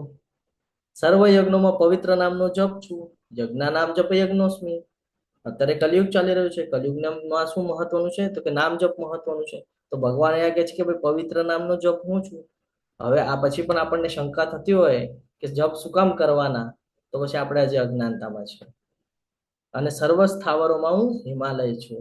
હિમાલય પર્વત, જ્યાં કહીએ ને આપણે કે ખૂબ ઠંડુ હોય વાતાવરણ, અને એવા જગ્યા ઉપર શિવજી ત્યાં કહીએ કે ભાઈ ભગવાનના સ્મરણમાં બેસેલા છે ઠંડા વાતાવરણ. તો આ સમજવું જરૂરી છે. યસ પ્રભુજી, નેક્સ્ટ. સર્વ વૃક્ષોમાં અશ્વત્થનું વૃક્ષ હું છું. આપણે જોઈએ છીએ સૌથી વધારે પૂજા જો કોઈ વૃક્ષની થતી હોય, પીપળાને બધાની થાય છે, પણ અશ્વત્થના વૃક્ષને બહુ મહત્વ આપવામાં આવેલું છે. તો કે સર્વ વૃક્ષોમાં અશ્વત્થનું સૌથી જૂનું કોઈ વૃક્ષ, સૌથી વધારે આયુ જો કોઈ વૃક્ષની હોય તો એ અશ્વત્થનું વૃક્ષ છે. સૌથી વધારે આયુ હોય એની. તો કે આ અશ્વત્થનું જે વૃક્ષ છે એ હું છું. દેવર્ષિઓમાં નારદ છું. નારદજી જે છે, આપણને બધાને એવું લાગે કે ભાઈ આપણે જે ટીવી સિરિયલમાં જોતું હોય તો આપણને એવું લાગે કે અહીંયાનું ત્યાં કરે છે, ત્યાંનું શુદ્ધ ભક્ત છે, દાસી પુત્ર છે, ખબર છે? એના જીવનમાં કોઈ ભક્તિ ભીક્તિ વાળું વાતાવરણ હતું નહીં. એ તો એની માતા ઓલા જે ઋષિઓ આવ્યા હતા એમને ભોજન ગ્રહણ કરાવ્યું હતું, એના પ્રતાપે એને ભક્તિ મળી ને એવા ભક્ત બની ગયા કે સૌથી આજે તમે જયારે ગુરુ શિષ્ય પરંપરા જોશો ને તો સૌથી પહેલું નામ નારદજી નું આવશે, બ્રહ્માજી પછી. સમજવું ખૂબ જરૂરી છે કે નારદજી તો કે છે દેવર્ષિઓમાં હું નારદ છું. કેમ? તો તમે નારદજીને જોજો, એમાં બતાડેલું પણ છે કે નારાયણ નારાયણ શરૂઆત જ ભગવાનના નામથી કરે છે. પછી જે બોલવું હોય બોલે, પણ પહેલા તો કે નારાયણ નારાયણ, પહેલા ભગવાનનું નામ લેશે ને પછી એને જે કેવું હશે કે છે. આપણે કરીએ છીએ આવું? નહીં. તો આપણે કહીએ એક માળા કરીએ તો કે ભાઈ હું ભક્ત છું. ભક્ત તો એ છે કે શરૂઆત પણ ભગવાનના નામથી થાય છે. કોઈ પણ વાક્ય બોલવું હોય તો આપણે આવું કરીએ છીએ કે હરે કૃષ્ણ પછી આપણે બોલીએ છીએ. ઇવન ફોન આવે તો આપણે હરે કૃષ્ણ નથી બોલતા. ફોન આવે તો આપણે હેલો બોલીએ છીએ, ક્યાં હરે કૃષ્ણ બોલીએ છીએ? હું ઘણાને જોતો હોઉં છું, ફોન કરે મને ઘણા લોકો કરતા હોય ક્યારેક ક્યારેક ફોન કે પ્રભુજી આવું સમસ્યા છે, પ્રભુજી આ શ્લોક નથી સમજાણો, તો હરે કૃષ્ણ બોલતું કે હા પ્રભુજી હા હું વાત, પણ હરે કૃષ્ણ બોલો. ભક્તની કેટેગરીમાં આવવું હોય તો પછી હરે કૃષ્ણ તો બોલવું પડે ને. ભગવાનનું સ્મરણ તો પહેલા થવું જોઈએ ને. તો આપણે કહી શકીએ કે આપણે જે વાત કરીએ છીએ ભગવાનના કનેક્ટિંગ વાળી વાત છે. અહીંયા સમજવું પડશે કે દેવર્ષિઓમાં હું નારદ છું, ગંધર્વોમાં હું ચિત્રરથ છું. ગંધર્વ એટલે કે જે મ્યુઝિક વાળા, જે કોઈ મ્યુઝિક નું નોલેજ હશે એ સમજી જશે કે ગંધર્વ એટલે શું. તો એ ગંધર્વ છે ત્યાં એ બધું નૃત્ય ને એવું બધું સ્ટ્રક્ચર ચાલે, મ્યુઝિક ને આ ને તે ને એવું બધું સ્ટ્રક્ચર હોય એમાં. તો આજે ચિત્રરથ છે સૌથી સુરીલું, ચિત્રરથ હું છું. અને સિદ્ધ પુરુષોમાં કપિલ મુનિ હું છું. જેમણે સિદ્ધિ પ્રાપ્ત કરેલી છે તો કે સિદ્ધ પુરુષોમાં કપિલ હું છું, એટલે કપિલ મુનિ કે છે હું છું. યસ, આગળ લેજો પ્રભુજી. અશ્વમાં મને ઉચ્ચ શ્રવા જાણ, જે અમૃત માટે થયેલા સમુદ્ર મંથન વખતે ઉત્પન્ન થયો હતો. સમુદ્ર મંથન થયું તેમાં ઘણી બધી વસ્તુઓ ઉત્પન્ન થઈ હતી. ઐરાવત હાથી, પછી ગાય, આ બધું ઉત્પન્ન થયું હતું એમાંથી ઘણું. અને છેલ્લે અમૃત મળ્યું હતું. સૌથી સ્ટાર્ટિંગ જો તમે જોશો ને તો સૌથી સ્ટાર્ટિંગમાં તો વિષ મળ્યું હતું, જે બધા કન્ફ્યુઝ થઈ ગયા હતા કે ભાઈ આ વિષ છે તો લેશે કોણ. છેવટે પછી શિવજીને સોંપવામાં આવ્યું. શિવજી એને કંઠમાં ધારણ કર્યું, ત્યારથી એમને નીળકંઠ નામ પડી ગયું. અને એમના ગળામાં તમે જે સર્પ જોવો છો એટલા માટે છે. અને સર્પ પાસે જે કઈ ને ઝેર આવે છે એ એટલા માટે છે એમની પાસે છે. આ સમજવું પડશે આપણને બધાને. તો આ બધું ક્યાંથી આવ્યું? તો કે સમુદ્ર મંથનમાંથી. તો કે શું શું આવ્યું હતું? તો કે અશ્વમાં ઉચ્ચ શ્રવા જાણ, અને જે અમૃત માટે થઈને સમુદ્ર મંથન વખતે ઉત્પન્ન થયો હતો. અને ગજરાજોમાં ઐરાવત હાથી છું. ઐરાવત હાથી એટલે 10,000 હાથીનું બળ એક જ હાથીમાં હોય એને ઐરાવત હાથી કહેવાય. તો કે આ ઐરાવત હાથી હું છું. અને મનુષ્યોમાં હું રાજા છું. રાજાનું કામ શું હોય? પ્રજાના હિતનું કરવું, બરાબર ને? એટલે ભગવાન કહે છે કે મનુષ્યોની અંદર હું રાજા છું, જે બધાના હિતનું કરે છે. આપણે કરીએ છીએ? આપણે તો પોતાના હિતનું જોઈએ છે, બીજાના હિતનું તો આપણાથી થાય પણ નહીં. હે ને? આપણે કે પહેલા પોતાનું જોવા દે પછી બીજાનું જોશું. અત્યારે કમાવાનું આપણે છે, પછી બીજાનું જોશું શું કરવું છે. આ વૃત્તિ છે આપણી. યસ પ્રભુજી, નેક્સ્ટ. શસ્ત્રોમાં હું વજ્ર છું અને ગાયોમાં હું સુરભી છું. આ સુરભી ગાય, આપણા અહીંયાની ગાય છે એ અમુક જ લીટર દૂધ આપે અને અમુક જ સમય આપે. દિવસમાં લગભગ 2 વાર આપે. અમુક લીટર આપે, કોઈ 20 લીટર આપતું હોય, કોઈ 15 આપતું હોય, કોઈ 10 આપતું. આ સુરભી નામની જે ગાય છે ને, આ ગાય એવી છે કે આ ગાયને તમે કેટલી પણ વાર દોઈ શકો, કેટલી પણ વાર, અને કેટલું પણ દૂધ તમે કાઢી શકો કયા પણ સમયે. આ એ ગાય છે. અહીંયા જોવા પણ નહીં મળે તમને. અને આ જ ગાયના લીધે જે વસુઓ છે એ વસુઓએ ચોરી કરેલી હતી, ખબર છે? આ કથા આવે છે મહાભારત, જયારે તમે વાંચો તો એમાં આવે છે, વિસ્તૃત વર્ણન છે. આપણે લેવલ 2 માં ચર્ચા કરશું એની. અત્યારે સમયની પણ આપણને અછત છે. લેવલ 2 માં આપણે ચર્ચા કરશું. તો ગાયોમાં હું સુરભી છું અને પ્રજાપતિઓના કારણોમાં હું પ્રેમનો દેવ કામદેવ છું. હવે કામદેવ પણ સમજવું પડશે. કામદેવ એટલે બધાને લાગે વાસનાની વાત કરે છે, તો ત્યાં પણ એ મહત્વનું છે કે જ્યારે કોઈ આવી રીતે વાસના પણ હોય તો એ પણ ભગવાન પ્રત્યેની હોય. ભગવાન પ્રત્યે એટલે કે જો બાળક આવે તો એ બાળકને એવા સંસ્કાર આપવામાં આવેલા હોય, ગર્ભદાન સંસ્કાર. આની પણ ચર્ચા આપણે લેવલ 2 માં કરશું કે ઘણા બધા સંસ્કારો છે જે આપણે અત્યારે આપણા બાળકોને આપતા નથી. તો કે એનું નિમિત્ત જ એ હોય કે ભાઈ જે બાળક જન્મ લે, જે આત્મા એની અંદર આવે શરીરના અંદર, એ ભક્ત બને, ભક્તની કેટેગરીમાં આવે. આ ઈચ્છાની સાથે કરવામાં આવે છે તો એક યોગ્ય છે. બાકી જે અહીંયા કામદેવ કીધું છે તો આપણને ભગવાન તો કીધું કામદેવ છું, નહીં. સમજવું પડશે કે ભગવાન શું સમજાવે છે. પ્રજાપતિનો અંદર જે કામદેવ છે એટલે કે જે ભગવાનની સાથે કનેક્ટિવિટી માટેના જે કર્મ કરવામાં આવે છે એની વાત કરે છે. અને સર્પોમાં હું વાસુકી છું. વાસુકી નાગ આપણને બધાને ખબર છે. હા, સર્પોમાં હું વાસુકી છું. યસ પ્રભુજી, નેક્સ્ટ. અનેક ફેણવાળા નાગોમાં હું અનંત છું, તથા જળચરોમાં હું વરુણ દેવ છું. જે વરસાદ આવે છે ને, પાણી આપણને મળે છે, કેમ મળે છે? તો કે ભગવાનના થકી મળે છે. દિગ્વંત પિતૃઓમાં હું અર્યમાં છું. પિતૃલોકમાં જ્યારે આપણે જઈએ તો ત્યાં અર્યમાં સૌથી પહેલા આપણને નજર ચડે. તો કે અર્યમાં હું છું. અને નિયમોનું પ્રવર્તન કરનારા નિયામકોમાં હું મૃત્યુદેવ યમરાજ છું. હવે અહીંયા સમજવું પણ ખૂબ જરૂરી છે. યમદેવના ભાઈનું નામ ખબર છે તમને? યમજીના ભાઈ કોણ છે ખબર છે? અચ્છા બેન, ખબર છે કોણ છે? યમુનાજી. યમુના મહારાણી. હમ. યમુના અને મહારાણી. ભગવાન સાથે શું કનેક્ટિવિટી છે એમની? કોણ થાય ભગવાનના? અષ્ટ ભગવાનના મહારાણી. ચતુર્થ પટરાણી. ચતુર્થ પટરાણી. ચતુર્થ પટરાણી છે યમુના મહારાણી. પટરાણી છે. શનિદેવ કોણ છે ખબર છે? યમુના મહારાણી માં યમુના યમરાજાના નાના ભાઈ.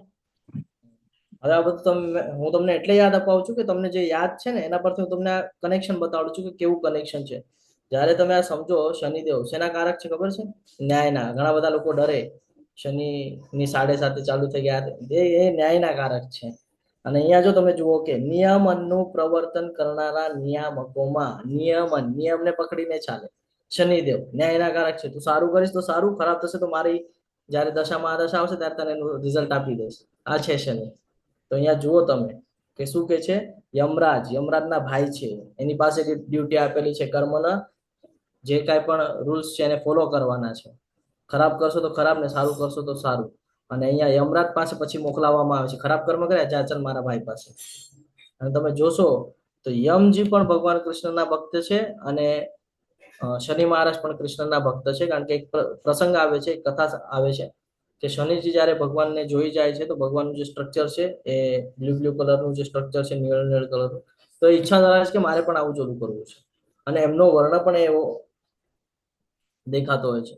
તો શનિ મહારાજને જ્યારે તમે જોઈએ તો ઓલું જે બ્લુ કલર આમ કે ને બધા કે ભાઈ નીલમ પહેરતો બ્લુ કલરનું હોય, એ બ્લુ કલર ક્યાંથી આવ્યો હોય? ત્યાંથી આવ્યો. આ જાણવું પડે આપણને, બધું ડીપમાં જાઓ તો ખબર પડે. તો ઇનડાયરેક્ટલી હું તમને એમ સમજાવવા માંગુ છું કે એન્ડ પોઈન્ટ તો પાછો ભગવાન શ્રી કૃષ્ણ જ આવે છે. અહીંયા જે ભગવાન કે છે એ પ્રમાણે આપણે જાણીએ છીએ, અને કોઈ પણ માધ્યમથી આપણે કથાઓ દ્વારા ટચ કરીએ છીએ તો ખબર પડે છે કે ભાઈ અંતિમ ગોલ તો કૃષ્ણ જ છે. તો અહીંયા વિચાર કરો, જે ભગવાન કૃષ્ણની ભક્તિ કરતું હશે તો એને આ બધા ગ્રહોનો અસર થશે? ના, આ નહીં થાય સમજવું આ બધા. જરૂરી છે. આ સમજવું જરૂરી છે. એટલે કૃષ્ણ ભક્તિ કરવાની છે. તમે કોઈ દેવી દેવતાની ઉપાસના કરશો તો તમારા પર કોઈને કોઈ અસર થઈ શકે છે, પણ કૃષ્ણની ભક્તિ કરશો ને તો કોઈ અસર નથી. કારણ કે તમે સીધા આપણે કહીએ ને કોલેજની અંદર કે ભાઈ તમારા ડીન હોય અથવા તો કોલેજના જે ટ્રસ્ટી છે એની સાથે તમારા સંપર્ક હોય તો ટીચર લોકો તમને કાંઈ ન કરી શકે. ટીચર ઉલટાના ગભરાય કે ભાઈ આના તો રિલેશન છે, અમારી નોકરી ક્યાંક ઓલી કરી નાખશે, એટલે તમને કાંઈ બોલે નહીં. તો આવી સિચ્યુએશન છે કે તમારા સંબંધો ડાયરેક્ટ ભગવાન સાથે કનેક્ટિવિટી ના હોય ને તો આ બધા જે છે યમજી છે, શનિજી છે, એ કોઈ દિવસે તમારી આસપાસ પણ નહીં ભટકે. જૈસે કે આ તો ભગવાનના ભક્ત છે. આપણે ઓલી કથા પણ લીધેલી અજામિલ વાળી કે ભાઈ યમના દૂત આવ્યા હતા તો નારાયણના દૂત લઈ ગયા. યમના દૂત કઈ ન કરી શકે. કેમ? ભગવાનનું સ્મરણ થયું હતું. આ મહત્વનું છે કલિયુગના અંદર. આપણને થાય કે નામ સ્મરણથી શું થઈ જાય? ચાલુ કરો નામ સ્મરણ કરવાનું, એક માળા કરવાની ચાલુ કરો, જુઓ શું રિઝલ્ટ આવે છે 18 દિવસની અંદર. એટલે આ સમજવું જરૂરી છે. તો કે નિયમોનું પ્રવર્તન કરનારા નિયામકોમાં મૃત્યુદેવ યમરાજ છું. જે આપણને મૃત્યુ આપે એ યમરાજ દ્વારા મળે. એટલે હંમેશા ધ્યાનમાં રાખવાનું છે કે આપણે યમના ઘરે જવાનું છે કે ભગવાનના ઘરે જવાનું છે, આપણા હાથમાં ભગવાને સોંપેલી છે.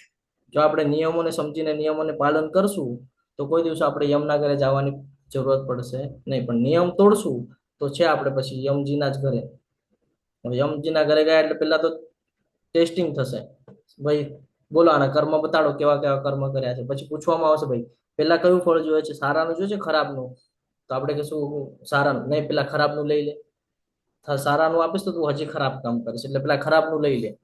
પછી અલગ અલગ માધ્યમ છે, ગરુડ પુરાણમાં આવી જજો ત્યાં ખબર પડી જાય. એટલે આ સમજવું જરૂરી છે. પાછું બધું આપણને એવું થાય કે કર્મ શું ક્યાં કોઈ જોવે છે, ક્યાં કોઈ જોવે છે? બધું લખાય છે. ચિત્રગુપ્તને ડ્યુટી આપેલી છે બધું લખવાની કે ભાઈ કોનું શું છે ને બધું લેખાજોખા રાખવાનું છે. જયારે આત્મા જશે ત્યારે કે છે આવો આવો એન્ટ્રી, હા ચલો બતાડો કેટલી ભક્તિ કરી. તો કે હું તો રોજ મંગળા આરતીમાં જોડાતું. મંગળા આરતી ને ભક્તિ પૂછી છે કેટલી કરી? તો કે માળા નહીં ભક્તિ. તો કે આને ભક્તિ ના કહેવાય? તો કે ના. કેમ? તો કે ભાઈ તું માળા કરું ત્યારે તારું ધ્યાન બીજી જગ્યાએ હતું. ભક્તિ તો એને કહેવાય જેમાં તું ભગવાનની સાથે કનેક્ટિવિટી બનાવે. તું માળા ભલે તે માળા કરી, ભલે તે નામ, પણ તું મગજ તો તારું આખું ગામમાં ફરીને આવતું હતું માળા સમયે. આ સમજ પાછું જરૂરી છે. આપણે લેવલ 2 માં જશું તો વિસ્તૃત ચર્ચા કરશું. યસ પ્રભુજી, નેક્સ્ટ.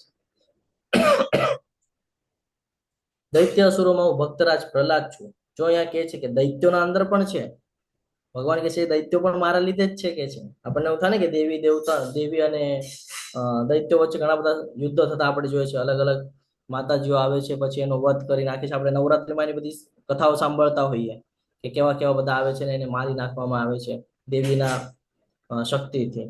તો કે છે દૈત્ય અસુરોમાં હું ભક્તરાજ પ્રહલાદ છું. એટલે તમે કયા પણ સિચ્યુએશનમાં હો, કેવા પણ ઘરમાં હો, કેવા પણ સ્થિતિમાં હો, તો પણ તમે ભક્ત બની શકો છો. ભગવાન અહીંયા ક્લિયર કરે છે. દમન કરનારાઓમાં હું કાળ છું. કાળ એટલે સમય. આજે 5 વિષયો હતા ને આપણે ચાલુ કર્યું હતું ત્યારે, તો એમાંનો આ એક વિષય છે સમય. કાળ એટલે સમય. તમે જોજો અત્યારે આપણે સમય છે બહુ ફાસ્ટમાં જઈ રહ્યો છે. આનાથી 100-200 વર્ષ પહેલા સમય સ્લોમાં જતો હતો. આ ફરક છે. જેમ જેમ કલયુગ આગળ વધતું જાય છે ને એમ સમય ફાસ્ટમાં જશે અને આપણું જીવન પણ ટૂંકું ટૂંકું ટૂંકું ટૂંકું થતું જશે. પહેલા લોકો 100 વર્ષ સુધી જીવી લેતા હતા, હવે તો 50માં પૂરું થઈ જાય છે. 60-70 સુધી તો માંડ જાય છે. 50 સુધી જાય તો એટલે કોઈકને હાર્ટ એટેક આવી જાય, કોઈકનું એક્સિડન્ટ થઈ જાય, કોઈકનું કંઈક થઈ જાય, પૂરું થઈ જાય છે. એમાંથી પણ આપણે અડધી ઉંમર તો વહી ગઈ છે. બધા 35 ની આગળના જશે. એક એક્ઝામ્પલ. તો હવે વિચાર કરો, તમે 35 ના આગળના જો તમે છો તો હવે તમારી ઉંમર બચી કેટલી, અને તમે જે કર્મ કરેલા છે એના અનુસાર તમે ભક્તિ કેટલી કરેલી છે. પલડું જોશો તો ખબર પડશે કે ભાઈ ભક્તિનું તો કઈ જ નથી, 0 બેઝ પર છે અત્યારે, અને ઓલું છે એ ભારી છે. તમારે હવે ધીરે ધીરે ધીરે ધીરે ભક્તિ વધારવી જોઈએ. અહીંયા કે છે પશુઓમાં હું સિંહ છું. સિંહને કોઈ દિવસે કેવું પડે? જંગલના અંદર બીજા બધા જીરાફ એના કરતા મોટું છે, હાથી એના કરતા મોટું છે, બળમાં પણ વધારે છે હાથી, પણ પશુઓમાં સિંહને મહત્વ આપ્યું છે. કેમ? ગર્જનાથી જ એક ત્રાળમાં ખબર પડી જાય કે ભાઈ આગળ આવવાનું નથી કોઈએ, એક જ ત્રાળમાં. આ સમજવું પડશે આપણને. પક્ષીઓમાં હું ગરુડ છું. ગરુડ મનના ગતિએ ચાલે અને સૌથી ફાસ્ટ હોય. લગભગ 1 થી 2 કિલોમીટર દૂર જે હોય ને એ પણ એ જોઈ લે, એક જ સેકન્ડમાં દેખાઈ જાય 2 કિલોમીટર દૂર. અને ગતિ પણ તમે જો સૌથી ફાસ્ટમાં ફાસ્ટ છે. તો કે પક્ષીઓમાં પણ હું ગરુડ છું. તો આપણે પણ આપણી બુદ્ધિ આવી રાખવી જોઈએ. કેવી? સિંહની જેવી. કે જ્યાં જરૂર પડે છે ત્યાં અવાજ કરવો જરૂરી છે, અને જ્યાં જરૂર પડે છે એટલા ગતિએ ભક્તિ થવી પણ જરૂરી છે. સમય એનું કામ કરી રહ્યો છે. એટલા માટે આ કાળની સાથે જે 2 પોઈન્ટ આપે છે, એટલા માટે અહીંયા ભગવાને મૂકે છે કે સમય એનું કામ કરી રહ્યો છે, આપણે આપણા કામથી ભટકી રહ્યા છે. આપણે ગરુડની જેવી સ્પીડ આપણી હોવી જોઈએ ભક્તિમાં, જે અત્યારે છે નહીં. ઓકે, આગળ વધીએ. યસ પ્રભુ, નેક્સ્ટ. પવિત્ર કરનારામાં હું વાયુ છું. વાયુ આપણને બધાને સૌથી મહત્વનો વિષય છે વાયુ. જ્યારે આપણે સવારે વહેલા ઉઠીએ અને શ્વસન ક્રિયા ચાલતી હોય તો આપણું શરીર છે હજી સ્વસ્થ થઈ જાય છે. કેમ? વાયુના લીધે. આપણે જે જીવન અત્યારે જીવી રહ્યા છીએ એમાં સૌથી મહત્વનો પાર્ટ છે કે આપણે વાયુ, ઓક્સિજન લઈ રહ્યા છીએ. ઓક્સિજન જ ન હોય તો આની વેલ્યુ આપણને કોરોનામાં સમજાઈ હતી. કેટલાય પૈસા દઈને પણ ઓક્સિજન મળતો નહોતો, છે ને. અને અત્યારે આપણને ભગવાને ફ્રીમાં પ્રકૃતિમાં બધું આપ્યું છે તો આપણને એની વેલ્યુ નથી. આટલા બધા વૃક્ષ છે, બધું છે, આપણે તોડીએ છીએ ન ફાવે. જ્યારે કે ભગવાને કહીએ ને ભાઈ ફ્રીમાં મળેલું છે ને, એટલે આપણે એની વેલ્યુ નથી કરતા. પણ જ્યારે આપણે ત્યાં જોઈએ કોરોનાનો સમય, ત્યાં તો પૈસા દઈને પણ મળતું નહોતું. આ સમજવું જરૂરી છે. શસ્ત્ર ધારણ કરનારાઓમાં હું રામ છું. ભગવાન કે છે માછલીઓમાં હું મગર છું, તથા વહેતી નદીઓમાં હું ગંગા છું. જો ગંગાજીની પણ અહીંયા વાત થાય છે કે વહેતી નદીઓમાં હું ગંગા છું, પવિત્ર નદી. એમ તો નદીઓ બધી જ પવિત્ર છે, પરંતુ ગંગાને મહત્વ વધારે છે. કારણ કે તમે મહાભારતને બધું વાંચો તો એની અંદર પણ ગંગાની વાત આવે, અને ગંગાપુત્ર ભીષ્મ પિતામહની પણ વાત આવે, જે મહાભારતના એમાં મહત્વનો ભાગ ભજવે છે. હે અર્જુન, હું સમસ્ત સર્જનનો આદિ, મધ્ય અને અંત છું. એટલે કે શરૂઆત પણ ભગવાનથી થાય છે અને અંત પણ ભગવાનથી થાય છે. હું સર્વ વિદ્યાઓમાં આધ્યાત્મિક વિદ્યા છું. આપણે જો અત્યારે જે લઈએ છીએ ભગવદ્ ગીતા, આપણે જોયું વિદ્યાઓનો રાજા છે. શું કામ? કારણ કે આધ્યાત્મ શીખવાડે છે આપણને કે અહીંયા કેવી રીતે જીવવાનું છે, ને તમે આગળ કેવી રીતે જીવી શકો છો, તમે આગળનો જન્મ કેવી રીતે લઈ શકો છો. આ તમામ પ્રકારનું જ્ઞાન પણ આપી દે છે આધ્યાત્મ. અને જીવનો સ્વભાવ હોવો જોઈએ આધ્યાત્મ, છે ને. તો કે આ આધ્યાત્મિક વિદ્યા હું છું. અને તર્કશાસ્ત્રીઓમાં હું જ નિર્ણાયક સત્ય છું. તર્કશાસ્ત્ર એટલે જેટલા પણ તર્ક વિતર્ક કરો તમે, બધું કરી લેજો, છેલ્લે તમારે એક્સેપ્ટ જ કરવું પડશે કે ભગવાન કૃષ્ણ છે અને ભગવાન કૃષ્ણ જ મુખ્ય છે. છેલ્લે આ જ પોઈન્ટ પર આવીએ છીએ. કોઈ પણ શાસ્ત્ર ખોલી લો, હું તમને એમ નથી કહેતો કે ખાલી આ, કોઈ પણ શાસ્ત્ર ખોલી લો. મેં ઘણા બધા શાસ્ત્રો રીડ કરેલા છે, એટલે હું તમને ઓપનલી કહી શકું છું કે કોઈ પણ શાસ્ત્ર લો, એન્ડ પોઈન્ટ પર તો એ જ આવશે કે ભાઈ વિષ્ણુ ને કૃષ્ણ એ જ આવશે. તો આ સમજવું ખૂબ જરૂરી છે કે નિર્ણાયક સત્યમાં તો હું જ છું, ભગવાન કહે છે. કેટલા પણ તર્ક લગાડી લો, આટલું સાયન્સ માનતું નહોતું બધી વાતોને. જેમાં હમણાં ભગવાને કીધું કે ભાઈ સૂર્ય હું જ છું, આગળ પણ કહેશે હજી, તો કે સૂર્ય ભગવાનની વાત, ભગવાન કહે છે કે હું સૂર્ય છું, તો એનો વોઇસમાં ફ્રીક્વન્સ કરે છે તો એ ઓમનો અવાજ આપે છે. જ્યારે કે 10મા અધ્યાયમાં હમણાં આપણે જોયું કે ઓમકારની ધ્વનિ હું છું, ભગવાન કહે છે, અને અવાજ ત્યાં આવે છે. હવે સાયન્સ વાળા એક્સેપ્ટ કરે છે. યુટ્યુબ ઉપર વિડીયો મળી જશે, જોઈ લેજો, નાસાનો વિડીયો છે. યસ પ્રભુજી, નેક્સ્ટ. હરે કૃષ્ણ. હરે કૃષ્ણ પ્રભુજી. અક્ષરોમાં હું અકાર છું. કોઈ પણ અક્ષર તમે લખો તો એમાં અ તો આવે જ. કોઈનું પણ નામ લો તમે, કોઈનું પણ, બરાબર છે, એમાં અકાર તો આવશે. અકાર વગર તો શબ્દ બનતો નથી. એટલે અક્ષરોમાં હું અકાર છું ને સમાસોમાં હું દ્વંદ્વ સમાસ છું. શાશ્વત કાળ પણ હું છું. અત્યારે જે ચાલી રહ્યો છે સમય, ભગવાન કે છે એ પણ હું છું. અને દ્રષ્ટાઓમાં હું બ્રહ્મા છું, જેમને બધું નિર્મિત કર્યું, તો કે નિર્મિત કરનાર પણ કે બ્રહ્મા, તો એ બ્રહ્મા પણ હું જ છું, ભગવાન કે છે. યસ પ્રભુજી, આગળ. હું જ સર્વપક્ષી મૃત્યુ છું, અને હવે પછી ભવિષ્યમાં થનાર ઉત્પન્ન કરનારો પણ હું જ છું. એટલે ભગવાન કહે છે કે શરૂઆત, મધ્ય અને અંત પણ મારાથી છે. કઈ સર્જન થાય તો એ પણ મારાથી છે, ને કઈ ડિસ્ટ્રોય થાય તો એ પણ મારાથી છે, વિનાશ થાય તો એ પણ મારાથી છે. ભગવાન એમ અહીંયા કહી રહ્યા છે, બરાબર. મારાથી જ ઉત્પન્ન થાય છે એ બધું. સ્ત્રીઓમાં હું કીર્તિ, લક્ષ્મી, વાણી, સ્મૃતિ, બુદ્ધિ, ધૃતિ તથા ક્ષમા છું. આ બહુ મહત્વનો પાર્ટ છે. 2 મિનિટમાં આપણે સમજીએ કે અહીંયા કીધું છે કે સ્ત્રીઓની અંદર જો કેટલી ક્વોલિટી છે: કીર્તિ, લક્ષ્મી, વાણી, સ્મૃતિ, બુદ્ધિ, ધૃતિ અને ક્ષમા. એટલા માટે કહેવામાં આવે છે ને, કોઈ યોગ્ય સ્ત્રી મળી જાય, કોઈ ભક્ત સ્ત્રી જો આપણા ઘરમાં આવી જાય તો ઉદ્ધાર થઈ જાય છે. ને કોઈ ભૌતિક જગત સાથે સંકળાયેલી વ્યક્તિ હોય, ખૂબ જ અટેચમેન્ટ હોય ભૌતિક જગતનું, તો એ પરિવારનું આપણે કહીએ ને કે નુકસાન થાય છે. નુકસાન ઇન સેન્સ કે પતન થાય છે, કારણ કે વૃત્તિ બધી એવી છે. તમે જો ઘરના અંદર સ્ટાર્ટ થી એન્ડ સુધી સવારે સૌથી પહેલા કોણ ઉઠે? ઘરની સ્ત્રી વર્ગ હોય એ ઉઠે. સૌથી છેલ્લા કોણ સુવે? એ જ સુવે. બધાનું ધ્યાન રાખે, બધા કર્મ કરે, કોઈ અપેક્ષા ન રાખે. આ સ્ત્રી છે. હવે આપણે કહીએ છીએ કે ભાઈ આપણે આગળ પૈસા રહેતા નથી, ટકતા નથી, કારણ કે ઘરની સ્ત્રી છે એને વ્યવસ્થિત તમે રાખતા નથી, કારણ કે એને લક્ષ્મીની ઉપમા આપેલી છે. જો અહીંયા ભગવદ્ ગીતા વાંચો તો ખબર પડે કે કીર્તિ, લક્ષ્મી, વાણી, સ્મૃતિ, બુદ્ધિ, ધૃતિ, ક્ષમા. જયારે આપણે એની આગળ માફી માંગે તો માફ પણ કરી દે. આ વૃત્તિ છે એની ઇગ્નોર કરી દે. ચલો વાંધો નહીં, ઠીક છે, ભૂલ થઈ ગઈ, ઓકે વાંધો નહીં, નેક્સ્ટ ટાઈમ ના થવું જોઈએ. આ સ્ત્રી છે. પણ આપણે સ્ત્રીને કેમ જોઈએ છે? કે આપણા નીચે જોઈએ છે. હા, કે સ્ત્રીને શું મહત્વ? સ્ત્રીને બહુ મહત્વ છે. જયારે બ્રહ્માંડનું નિર્માણ થયું તો ત્યાં પણ શક્તિની જરૂરત પડી છે ને, બ્રહ્માજીને પડી ને, શિવ અને શક્તિની જરૂરત પડી ને. રમાદેવીની વાત કરીએ છીએ આપણે. તો આ સમજવું પડશે આપણને. આપણે સમજી શકતા નથી. સ્ત્રીને આપણે મહત્વ આપતા નથી. ઘરની સ્ત્રીને આપણે વ્યવસ્થિત રીતે કહીએ ને કે ભાઈ સંભાળતા નથી, અને પછી આપણે કહીએ કે ભાઈ મારે આગળ પૈસા જ ટકે. ક્યાંથી ટકે? ઘરમાં જે સ્ત્રી છે, ઘરમાં જે લક્ષ્મી છે, એની વેલ્યુ નથી. આ સમજવું પડશે. આ શાસ્ત્રમાં પણ વર્ણન છે. આ ભગવદ્ ગીતામાં નાનો ટોપિક છે, પણ આના પર શાસ્ત્ર છે આખું. શાસ્ત્ર સમજવું પડશે તો ખબર પડશે કે શું ભૂલ થઈ રહી છે આપણાથી. એટલે આ બહુ મહત્વનું છે કે સ્ત્રીઓમાં હું કીર્તિ છું, લક્ષ્મી છું, વાણી છું, સ્મૃતિ છું, બુદ્ધિ છું, ધૃતિ છું, તથા ક્ષમા છું. આટલી ક્વોલિટીઓ એનામાં છે જે આપણામાં પણ ન હોય. એટલે આ બધું સમજવું જરૂરી છે. યસ પ્રભુજી, નેક્સ્ટ. લેવલ 2 માં આપણે આના ઉપર વિસ્તૃત ચર્ચા કરશું. સામવેદના મંત્રોમાં હું બૃહદ સામ છું, સર્વ છંદોમાં હું ગાયત્રી છું. આપણે ગાયત્રી મંત્રની વાત કરતા હતા ને, તો કે સર્વ છંદોમાં હું ગાયત્રી છું. નાસા વાળાઓ હવે એક્સેપ્ટ કરે છે કે ભાઈ ગાયત્રી મંત્રમાં પાવર છે. હવે એક્સેપ્ટ કરે છે. ત્યારે આપણા શાસ્ત્ર તો પહેલા જ કહી દે છે. કેટલા 20 લાખ વર્ષ પહેલા આવેલી છે ભગવદ્ ગીતા, છે ને. ત્યારે જ કહી દીધું કે સર્વ છંદોમાં હું ગાયત્રી છું. અને મહિનાઓમાં હું માર્ગશીર્ષ છું. માગસર મહિનો આવે એટલે તરત યાદ આવવું જોઈએ કે ભાઈ હા ભગવાન. ઋતુઓમાં હું વસંત છું. હમણાં જ ગઈ વસંત ઋતુ, છે ને. વસંત ઋતુ આવે એટલે શું થાય? જૂના પાંદડા હોય બધા પડી ગયા હોય, ખરી ગયા હોય, ને નવા પાંદડાઓ ફૂટે, એટલે એક સર્જન થાય. એ પણ આપણને બતાડે છે કે સમયે સમયે ડિસ્ટ્રોય થઈને પાછું નવું ઉગે છે. તો જીવનની અંદર પણ જ્યારે જ્યારે દુઃખ આવે એના પછી નવી શરૂઆત થાય છે. ભક્તિમાં પણ એવું જ છે. જ્યારે જ્યારે તમે કોઈ એવી સિચ્યુએશન આવે કે તમે ભક્તિમાંથી બહાર નીકળી જાઓ છો, તો સિચ્યુએશન તમને ક્રિએટ થાય છે કે તમે પાછા ભક્તિમાં આવી શકો છો. પણ આપણે આ બધું સમજતા નથી. તો કે અહીંયા ઋતુઓમાં વસંત હું છું. આપણને પણ ગમે ને વસંત ઋતુ, તો કે ઋતુ હું છું. યસ પ્રભુજી, નેક્સ્ટ.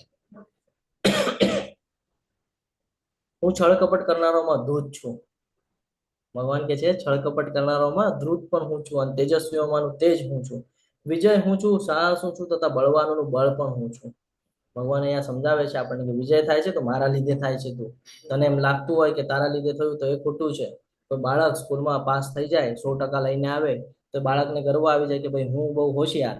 પણ એની પાછળ એને સ્ટ્રક્ચર સમજાવવું જોઈએ આપણે આપણા બાળકોને ઘરમાં કે ભાઈ તું હોશિયાર નથી, તું નિમિત્ત છે એ ધ્યાનમાં રાખ. તો કે કેવી રીતે? તો કે ભાઈ તને વારે વારે કોણ ટોકતું તું ભણવા બેસ. તારા સ્કૂલના ટીચર જેણે તને જ્ઞાન આપ્યું, તને આ વૃત્તિ તારા અંદર ક્યાંથી આવી કે ભણવાનું છે, જ્ઞાન લેવાનું છે, તું જઈને કોન્સ્ટન્ટલી બેસી કેવી રીતે શક્યો? ભગવાનના કૃપાથી થયું છે. તો ક્યારે એવું સમજતો નહીં કે મારા લીધે છે, જે છે ભગવાનના લીધે છે. આવું નાનપણથી એને સમજાવવું જોઈએ. તો એને એવી રીતે એની સ્ટ્રક્ચર તૈયાર થશે કે ભાઈ અહીંયા હું નિમિત્ત માત્ર છું, બાકી મારે એના પર ફોકસ ન કરવું જોઈએ ફળ ઉપર. ફળ તો ભગવાન એની ઈચ્છાથી આપી દેશે. આ આપણને નાનપણથી સમજાવવું જોઈએ, પણ આપણે સમજાવતા નથી, જેનો અસર પછી પતન થઈ જાય છે એનું. ભૌતિક જગતમાં એ વ્યસ્ત થઈ જાય છે ને એની પાછળનું રીઝન આ છે. યસ પ્રભુજી, નેક્સ્ટ. હું વૃષ્ણિવંશીઓમાં વાસુદેવ તથા પાંડવોમાં હું અર્જુન છું. અર્જુન સામે ઉભા છે ને અર્જુનને કહે છે કે વૃષ્ણવંશીઓની અંદર વાસુદેવ હું છું અને પાંડવોમાં હું અર્જુન છું. સર્વ મુનિઓમાં હું વ્યાસ છું, જેણે શાસ્ત્રનું નિર્માણ કર્યું. જેટલા પણ શાસ્ત્ર આવ્યા છે એનું નિર્માણ વેદ વ્યાસજીએ કરેલું છે. અને વેદ વ્યાસજી કોણ છે? કોના પુત્ર છે વેદ વ્યાસજી? કયા મુનિના પુત્ર છે?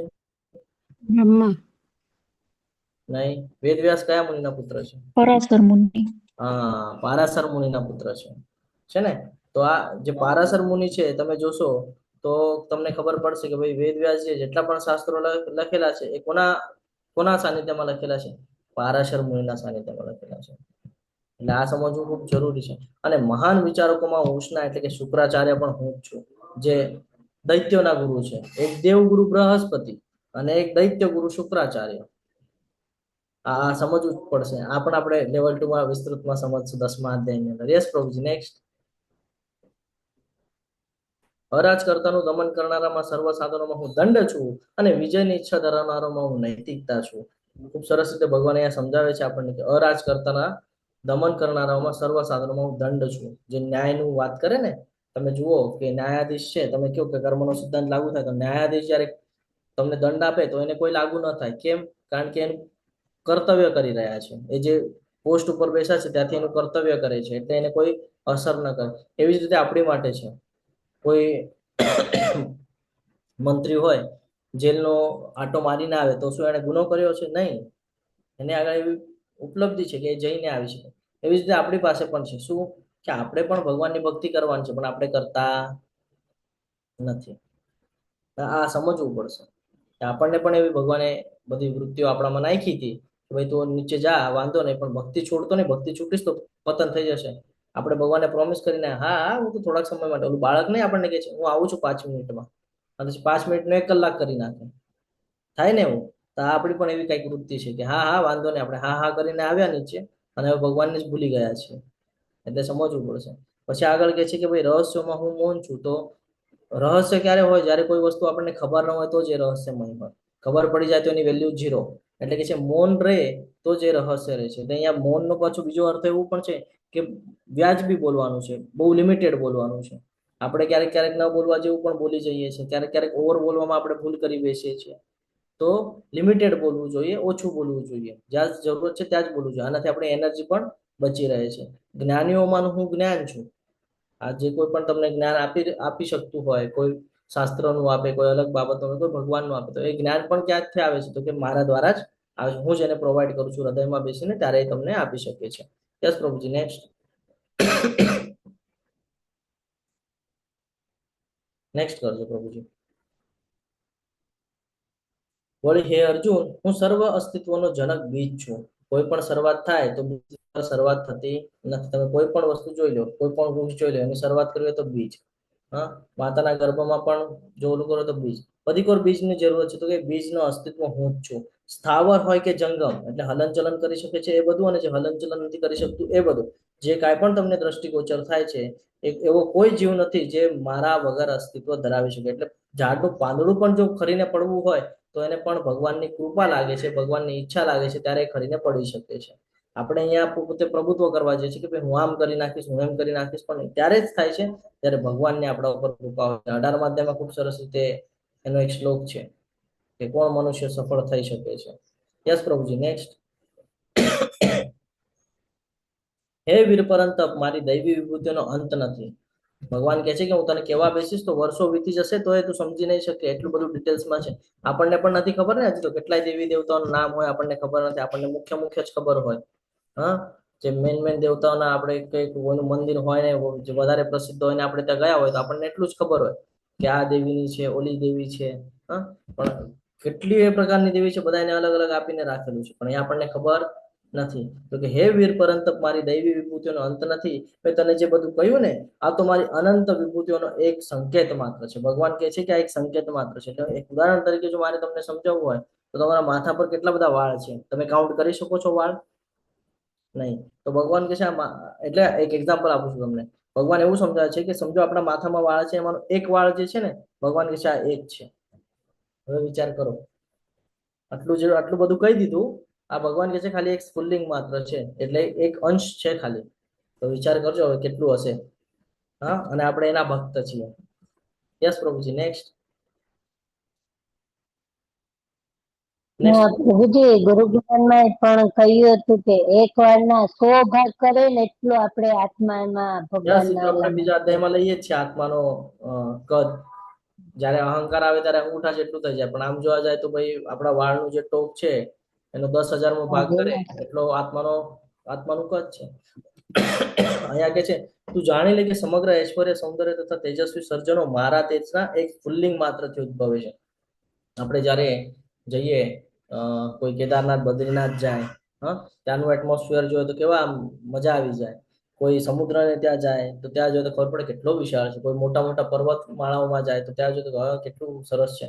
વરસાદના સિઝનમાં ઘણા બધા લોકો ફરવા જતા હોય છે ને, ત્યારે જે સ્ટ્રક્ચર દેખાતું કેવું સરસ મજાનું સૌંદર્ય છે. તો આ બધું આપણને બહુ ભારી લાગે, સરસ લાગે, પણ ભગવાન કહે છે આ બધું મારું સ્ફુલ્લિંગ માત્રમાંથી ઉદ્ભવે છે. ભલે આમ આગ ઝપકું ને એટલા બધું તૈયાર થઈ જાય. જેટલું તમે કહો છો કેટલું સરસ છે, આજે ગરમ પાણીના કુંડ ને બધું જોઈએ છે આપણે. હા, પછી આપણે કહીએ ને કે ભાઈ ચમત્કારો બધા જોઈએ છે. ભગવાન આ બધું મારું સ્ફુલ્લિંગ માત્રથી છે. આ બધું તું નહીં સમજી શકે. હું તને કહીશ ને તો પણ તારા પત્તે નહીં પડે, કારણ કે તું એ શ્રેણીમાં નથી. જયારે તું ભક્ત બની જશે ને તને એની મેળે બધું સમજાવવા મળશે. તો આ સમજવું ખૂબ જરૂરી છે. યસ પ્રભુજી, નેક્સ્ટ. પરંતુ હે અર્જુન, આ સર્વ વિગતવાર જ્ઞાનની શી જરૂર છે? સાચી વાત છે. ભગવાન કહે છે આ બધા જ્ઞાનની જરૂરત શું છે? હું તો મારા એક અંશ માત્રથી આ સમગ્ર બ્રહ્માંડને વ્યાપીને એને ધારણ કરું છું. ભગવાન કહે છે હું તો ખાલી મારો એક અંશ છે, હા, જેને વ્યાપીને આખા સમગ્ર બ્રહ્માંડને હું ધારણ કરી લઉં છું. આપણે જોયું કે ભગવાન કેવી રીતે ધારણ કરે છે. ભગવાનના 3 પુરુષ અવતાર પણ આપણે જોયા. મહાવિષ્ણુ જેમના રૂપકૂપોમાંથી બધું નિર્માણ થાય છે કે બ્રહ્માંડ, અને બ્રહ્માંડ જયારે જોઈએ તો ખબર પડે એમાં ગર્ભોદક્ષ વિષ્ણુ છે, એમના નાભિકમળમાંથી બ્રહ્માજીની 14 લોકનું નિર્માણ, પછી 14 લોકની અંદર અલગ અલગ લોક, પછી એમાં પાછા ઋષિઓ, હા, બધા એને અલગ અલગ ડિપાર્ટમેન્ટ, પાછા એમાં બધા એના નીચેના બધા શાસ્ત્રોને સંભાળવા બધા ગુરુ શિષ્ય પરંપરા દ્વારા બધું ચાલ્યું આવે છે. આ જ્ઞાનની આ બધું વિગતવાર આપણે જાણવાની શું જરૂરત છે? ભગવાન તો કહે કે એક સ્ફુલ્લિંગ માત્રથી બધું ઉદ્ભવી લે છે. અને આપણે જાણવાનું છે તો આપણે જાણીને કરવાના પણ શું છે આટલી વિગતવાર. શોર્ટકટમાં પણ ભગવાન આપણને સમજાવશે તો આપણને એક્સેપ્ટ થઈ જ જશે ને. જેમ અર્જુનજી એક્સેપ્ટ કર્યું કે જે મને ઓલા મુનિઓ કહેતા હતા તમે પણ એ જ કહી રહ્યા છો. તો વિગત આપણે કોઈ દિવસ આપણા ટીચરને કીધું કે 2 અને 2 4 થાય જ કેમ છે? આ 2 અને 2 4 જ કેમ થાય છે? કયો કીધું કોઈ દિવસે આપણે? નહીં. એમણે કીધું આપણે એક્સેપ્ટ કરી લીધું. તો ભગવાન પણ એ જ કહે છે કે આટલું વિગતવાર જ્ઞાન લેવાની શું જરૂરત છે? હું તો મારા અંશ માત્રથી સમગ્ર બ્રહ્માંડને વ્યાપીને એને ધારણ કરું છું. યસ પ્રભુજી, નેક્સ્ટ.